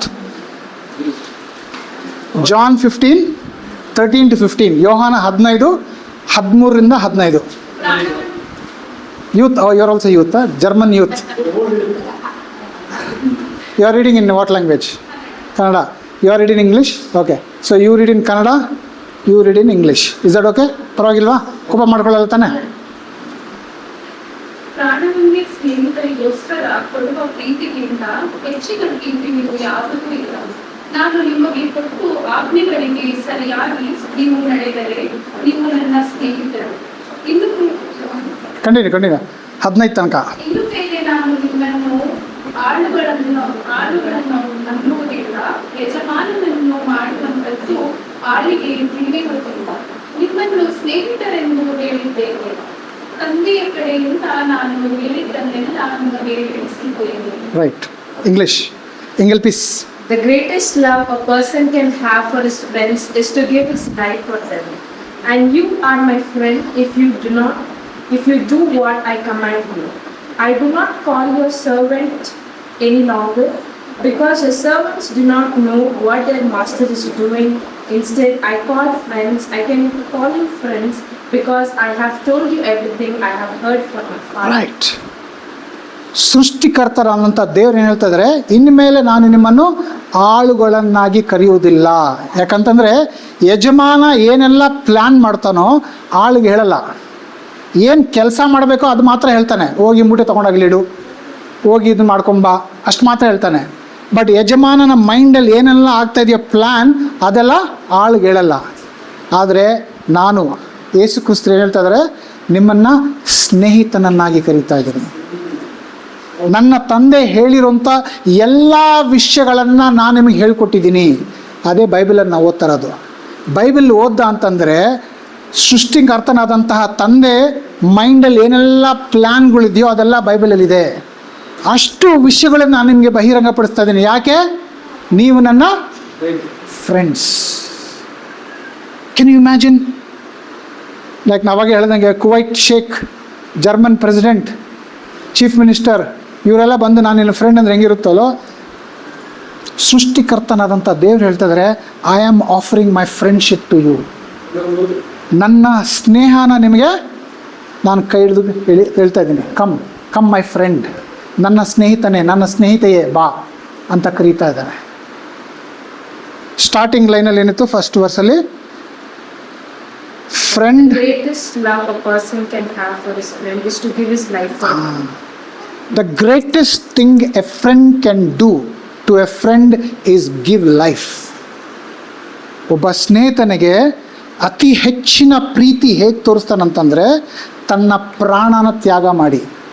ನಿಮ್ಮ ಹತ್ರ ಇರೋ ಅಷ್ಟು ಫ್ರೆಂಡ್ಸಲ್ಲಿ ಪ್ರಾಣ ತ್ಯಾಗ ಮಾಡೋಂಥ ಫ್ರೆಂಡ್ಸ್ ಯಾರೂ ಇಲ್ಲ. ಯಾರಾದಿದ್ರೂ ಒಬ್ಬರಿಬ್ಬರು ಇರ್ತಾರೆ. ಅದು ಅಕಸ್ಮಾತಾಗಿ ಏನಾದರೂ ಆದರೆ ಆಗುತ್ತಷ್ಟೇ. ಯಾರೋ ಸಡನ್ನಾಗಿ ಹೊಡೆಯೋಕ್ಕೆ ಬರ್ತಾ ಇದ್ದಂದರೆ ಇವ್ರು ನನ್ನ ಫ್ರೆಂಡ್ ಅಲ್ವಾ, you already gave hand shake right. ಹಾಂ, ಯಾರೋ ಬಂದು ಇವ್ರನ್ನ ಹೊಡಿತಾ ಇದ್ದಾರೆ ಅಂದರೆ ಅಯ್ಯೋ ಹೊಡಿತಾರೆ ನನ್ನ ಫ್ರೆಂಡ್ಗೆ ಅಂತ ತಪ್ಪಿಸ್ಕೊಳ್ಳೋಕೆ ಹೋದರೆ ಹೊಡೆದ್ರೆ ನನ್ನ ಪ್ರಾಣ ಹೋದರೆ ಆ ಥರ ಇದೆ.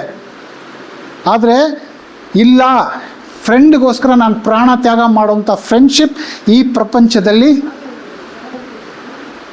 ಆದರೆ ಯೇಸು ಹೇಳ್ತಾ ಇದ್ದಾರೆ, ನಾನು ನಿಮಗೆ ಅಂಥ ಫ್ರೆಂಡ್ ಆಗ್ತೀನಿ. ಅವ್ರು ಬರೀ ಹೇಳೋದು ಮಾತ್ರ ಅಲ್ಲ, ನಿಜವಾಗ್ಲೂ ನಮಗೋಸ್ಕರ ಶಿಲುಬೆ ಮೇಲೆ ಪ್ರಾಣ ತ್ಯಾಗ ಮಾಡಿದ್ದಾರೆ. ಇದಕ್ಕಿಂತ ಹೆಚ್ಚಿಗೆ ಪ್ರೀತಿ ಮಾಡೋಂಥ ಸ್ನೇಹಿತ ನಿಮಗೆ ಸಿಗ್ತಾರಾ? ಸೊ ಯೇಸು ಆ ಫ್ರೆಂಡ್ಶಿಪ್ ನಿಮಗೆ ಆಫರ್ ಮಾಡ್ತಾ ಇದ್ದಾರೆ. ಏನು ಮಾಡಬೇಕು? ಇದು ವಾಪಸ್ ಬರ್ತೀನಿ.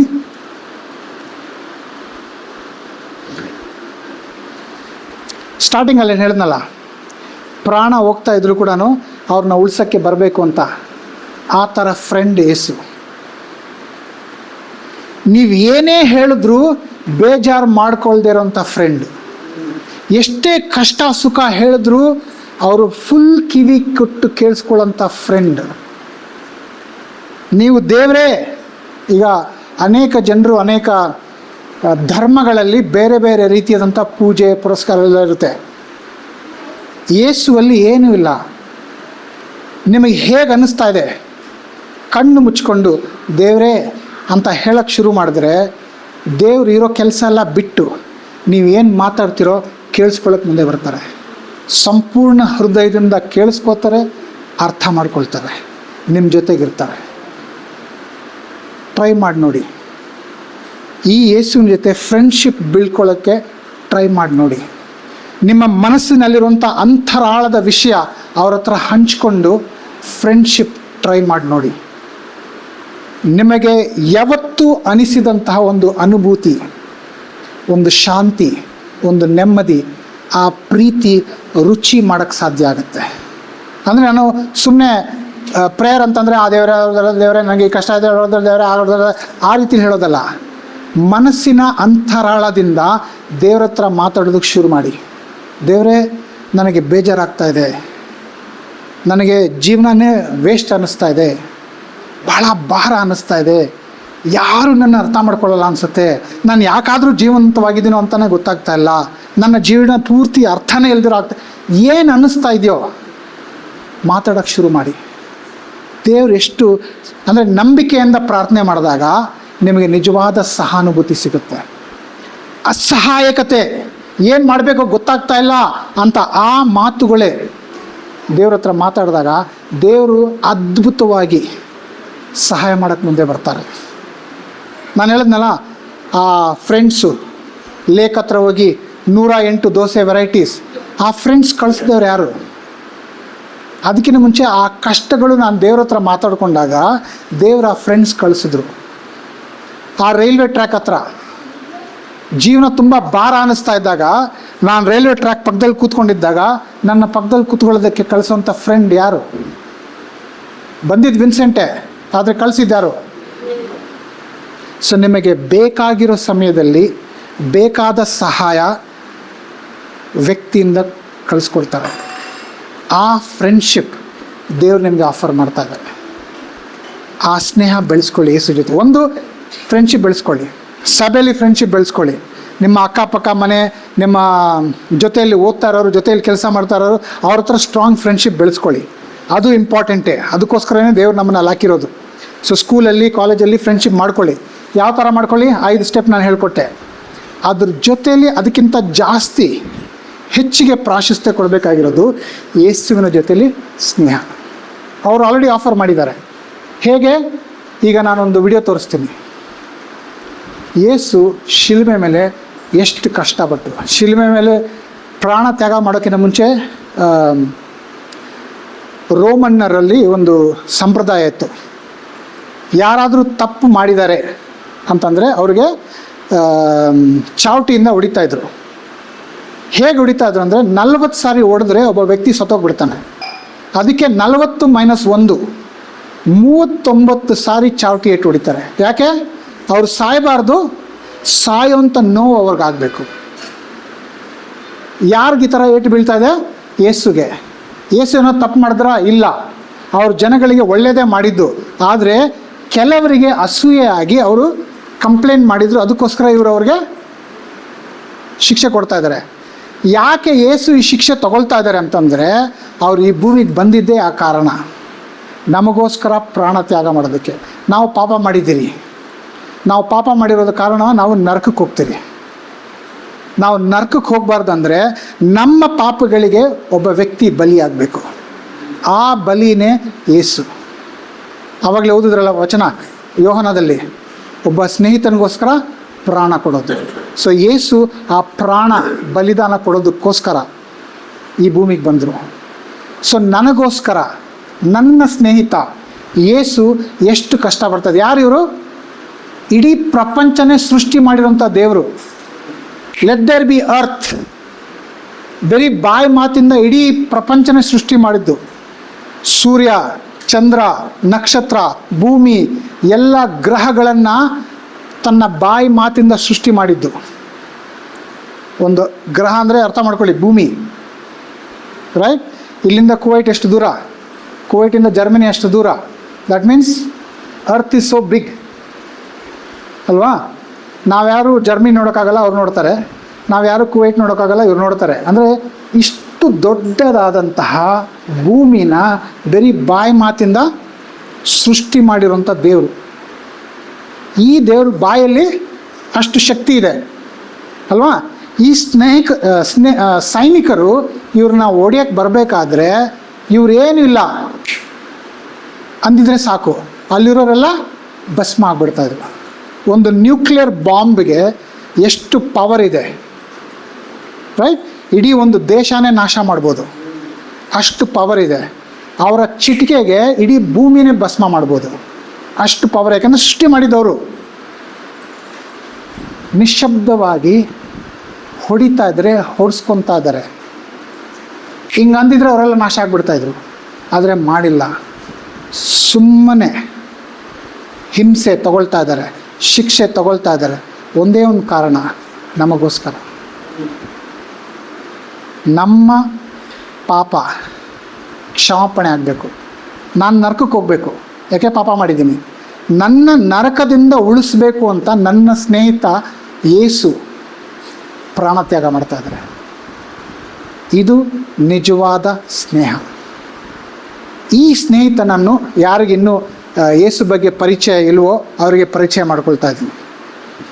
Some of you might be part of the church, but I am inviting you.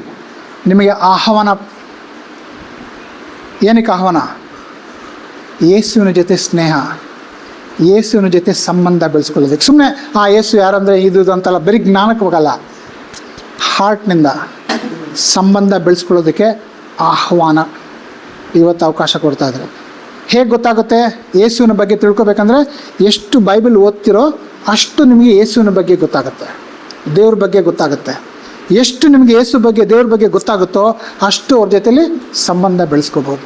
ನೀವು ಜಸ್ಟ್ ಇದಕ್ಕೆ ಸ್ಪೆಷಲ್ ಏನೋ ಥ್ಯಾಂಕ್ ಯು, ಇದಕ್ಕೆ ಸ್ಪೆಷಲ್ಲಾಗಿ ಪೂಜೆ ಆರಾಧನೆ ಮಾಡೋಕ್ಕಂತ ಈ ಥರ ಮಾಡಬೇಕು, ಆ ಥರ ಮಾಡಬೇಕು ಏನೂ ಇಲ್ಲ. ನೀವು ಎಲ್ಲಿದ್ದೀರೋ, ನಿಮ್ಮ ಆಫೀಸಲ್ಲಿದ್ದೀರಾ, ನಿಮ್ಮ ರೂಮಲ್ಲಿದ್ದೀರಾ, ನೀವು ರೋಡಲ್ಲಿದ್ದೀರಾ, ನೀವು ಮೈದಾನದಲ್ಲಿದ್ದೀರಾ, ಎಲ್ಲಿದ್ದೀರೋ ಅಲ್ಲೇ ಕೂತ್ಕೊಂಡು ಯೇಸುವೆ ಅಂತ ಮಾತಾಡೋಕ್ಕೆ ಶುರು ಮಾಡಿದ್ರೆ ಅವರು ಕೇಳಿಸ್ಕೊಳ್ಳೋಕೆ ರೆಡಿ ಇದ್ದಾರೆ.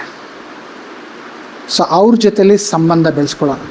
ಕಾರಣ ಇವಾಗ ನಾನು ತೋರಿಸೋಂಥ ವಿಡಿಯೋ ಇದು ಬರೀ ಒಂದು ಗ್ಲಿಮ್ಸ್, ಒಂದು ಸಣ್ಣ ತುಣುಕು. ನೀವು ಬೈಬಲ್ ಓದಿದ್ರೆ ಗೊತ್ತಾಗುತ್ತೆ ಅವ್ರು ನಮಗೋಸ್ಕರ ಏನೆಲ್ಲ ಮಾಡಿದ್ದಾರೆ ಅಂತ. ಸೊ ಇದು ತಗೊಂಡಿದ ನಂತರ, ಅಂದರೆ ಈ ವಿಡಿಯೋ ನೋಡಿದ ನಂತರ ನಾವು ಕರ್ತರ ಭೋಜನದಲ್ಲಿ ಪಾಲ್ಗೊಳ್ತೀರಿ. ರೊಟ್ಟಿ ಮತ್ತು ದ್ರಾಕ್ಷರಸ ನೀಡಲಾಗುತ್ತೆ. ಇದು ಯಾರು ಜ್ಞಾನಸ್ಥಾನ ತಗೊಂಡಿದ್ದಾರೋ ಅವರಿಗೆ ರೊಟ್ಟಿ ಯೇಸುವಿನ ದೇಹಕ್ಕೆ ಹೋಲಿಸುತ್ತೆ, ದ್ರಾಕ್ಷರಸ ಯೇಸುವಿನ ರಕ್ತಕ್ಕೆ ಹೋಲಿಸುತ್ತೆ. ಯೇಸು ಮತ್ತೆ ಪರಲೋಕಕ್ಕೆ ಹೋಗೋಕ್ಕಿಂತ ಮುಂಚೆ ಇದು ನೀವು ವಾರ ವಾರ ಮಾಡಿ ಅಂತ ಬೈಬಲ್ ಬರೆದಿಟ್ಟಿದ್ರು. ಏನಕ್ಕೆ ಅಂತಂದರೆ ಅವ್ರು ಮಾಡಿರೋಂಥ ಈ ತ್ಯಾಗ ನಾವು ಯಾವತ್ತೂ ಮರಿಬಾರ್ದು. ತ್ಯಾಗ ಅಂತಲ್ಲ, ಈ ಸ್ನೇಹ, ಈ ಪ್ರೀತಿ ನಾವು ಯಾವತ್ತೂ ಮರಿಬಾರ್ದು. ಅದಕ್ಕೋಸ್ಕರನೇ ನಾವು ವಾರ ವಾರ ಈ ರೊಟ್ಟಿ ಮತ್ತು ದ್ರಾಕ್ಷಾರಸ ತಗೋತೀವಿ.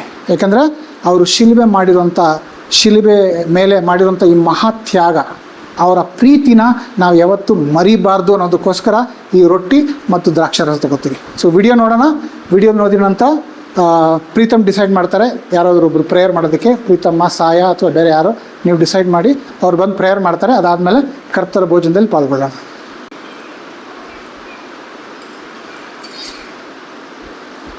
ನಲವತ್ತು ಬಾರಿ ಆ ರೀತಿ ಚಾವಟಿಯಲ್ಲಿ ಹೊಡೆದ ಅಂದರೆ ಮನುಷ್ಯ ಸತ್ತೋಗ್ತಾನೆ. ಸಾಯಬಾರ್ದು, ಆದರೆ ಆ ನೋವು ಅನುಭವಿಸ್ಬೇಕು ಅಂತ 39 ಬಾರಿ. ಇಷ್ಟೇ ಅಲ್ಲ, ಇದು ಬರೀ ಒಂದು ಸಣ್ಣ ತುಣುಕು ಬಗ್ಗೆ ಹೇಳ್ತಾ ಇದ್ದೀನಿ. ಬೈಬಲ್ ಓದಿ ನೋಡಿದ್ರೆ ನಿಮ್ಗೆ ಅರ್ಥ ಆಗುತ್ತೆ ಎಷ್ಟು ತ್ಯಾಗ ಮಾಡಿದ್ರು ಅಂತ. ಇಡೀ ಪ್ರಪಂಚವನ್ನೇ ಸೃಷ್ಟಿ ಮಾಡಿರೋಂಥ ಸೃಷ್ಟಿಕರ್ತ, ದ ಮೋಸ್ಟ್ ಶಕ್ತಿಶಾಲಿಯಾದಂಥ ದೇವರು ಈ ರೀತಿಯಲ್ಲಿ ಏಟು ತಿಂತಾ ಇದ್ದಾರೆ ಅಂದರೆ ಅದು ನಮಗೋಸ್ಕರ ಮಾತ್ರ. ಇದು ಅವರ ಸ್ನೇಹ. This is his friendship. John chapter 15 ಓದಿದ್ರಲ್ಲ, ನಿಜವಾದ ಪ್ರೀತಿ ಒಬ್ಬ ಸ್ನೇಹಿತನಿಗೆ ತೋರಿಸ್ಬೇಕಂದ್ರೆ ತನ್ನ ಪ್ರಾಣ ಕೊಡೋದು. ಅವ್ರು ಬರೀ ಬಾಯಿ ಮಾತಲ್ಲಿ ಹೇಳಿದ್ದು ಮಾತ್ರ ಅಲ್ಲ, ಮಾಡಿ ತೋರಿಸಿದ್ದಾರೆ. 2000 ವರ್ಷಗಳ ಹಿಂದೆ, ನಮ್ಮ ಇಡೀ ಕ್ಯಾಲೆಂಡರೇ ಕ್ರಿಸ್ತ ಪೂರ್ವ ಕ್ರಿಸ್ತ ಸಕ ಅಂತಲೇ ನಾವು ಕ್ಯಾಲ್ಕುಲೇಟ್ ಮಾಡ್ತಾ ಇರೋದು. 2026 ವರ್ಷಗಳ ಹಿಂದೆ ನಡೆದಂಥ ಈ ಘಟನೆ, ಸತ್ಯ ಘಟನೆ, ನಮಗೋಸ್ಕರ, ನಮ್ಮ ಮೇಲಿರುವಂಥ ಪ್ರೀತಿಗೋಸ್ಕರ, ನಮ್ಮ ಮೇಲಿರುವಂಥ ಸ್ನೇಹಕ್ಕೋಸ್ಕರ ಇದು ಯೇಸು ಮಾಡಿದ್ದು. So the best friend that you could ever have is Jesus. ಅತಿ ಉತ್ತಮವಾದಂತಹ ಸ್ನೇಹ ನಿಮಗೆ ಬೇರೆ ಯಾರಿಂದನೂ ಸಿಗಲ್ಲ, ಬರೀ ಯೇಸುವಿಂದ ಮಾತ್ರ. ಆ ಸ್ನೇಹದಲ್ಲಿ ನೀವು ಬೆಳೀರಿ. Build yourself in friendship with Jesus. How? Read more Bible. ಬೈಬಲ್ನ ಹೆಚ್ಚಿಗೆ ಓದಿ, ಅವ್ರ ಹತ್ರ ಮಾತಾಡೋದಂದರೆ just open your eyes, open your mouth and say God, ದೇವರೇ ಅಂತ ಮಾತಾಡಿ. ನಿಮ್ಮ ಮನಸ್ಸಿನಲ್ಲಿ ಏನಿದೆಯೋ ಅದು ಮಾತಾಡಿ. ನಿಮಗೆ ಕೋಪ ಇದೆಯಾ, ದ್ವೇಷ ಇದೆಯಾ, ನೋವಿದೆಯಾ, ಮಾತಾಡಿ. ಅವರು ಯಾವ ರೀತಿ ನಿಮಗೆ ಸಹಾಯ ಮಾಡ್ತಾರಂತ ನೋಡಿ. ಆ ಪ್ರೀತಿನ ಅನುಭವ ಮಾಡಿದ್ದೀನಿ ನಾನು. ಎಷ್ಟೋ ಸಾರಿ ದೇವ್ರ ಹತ್ರ ಹೋಗ್ಬಿಟ್ಟು ಕಂಪ್ಲೇಂಟ್ ಮಾಡಿದ್ದೀನಿ, ದೇವ್ರ ಹತ್ರ ವಾದ ವಿವಾದಗಳು ಮಾಡಿದ್ದೀನಿ, ಮನಸ್ಸಿನಲ್ಲಿರೋಂಥ ಎಲ್ಲ ಬಿಚ್ಚಿ ಮಾತಾಡಿದ್ದೀನಿ. ದೇವರು ಯಾವ ರೀತಿಲಿ ಉತ್ತರ ಕೊಟ್ಟಿದ್ದಾರೆ ಅಂದರೆ ನಾನು ಪದಗಳಲ್ಲಿ ವರ್ಣಿಸೋಕ್ಕಾಗೋದಿಲ್ಲ. ನನ್ನ ಜೀವನದಲ್ಲಿ ಅಷ್ಟು ಅದ್ಭುತವಾದಂಥ ಪ್ರೀತಿ ರುಚಿ ನಾನು ನೋಡಿದ್ದೀನಿ. ಇಲ್ಲಿರುವಂಥ ಅನೇಕ ಜನರು ಆ ರುಚಿ ಮಾಡಿದ್ದಾರೆ. ಸೊ ನಾನು ಕೇಳ್ಕೊಳ್ಳೋದು, ಈ ಕರ್ತರ ಭೋಜನದಲ್ಲಿ ಪಾಲ್ಗೊಳ್ಬೇಕಾದ್ರೆ ಆ ರುಚಿಯಲ್ಲಿ ಬೆಳೆಯೋಣ. ಅವರು ಪ್ರತಿದಿನ ರುಚಿ ಕೊಡೋಕ್ಕೆ ರೆಡಿ ಇದ್ದಾರೆ. ಆ ರುಚಿಯಲ್ಲಿ ಬೆಳೆಯೋಣ, ಆ ಸಂಬಂಧದಲ್ಲಿ ಬೆಳೆಯೋಣ, ಆ ಸ್ನೇಹದಲ್ಲಿ ಬೆಳೆಯೋಣ. ಓಕೆ?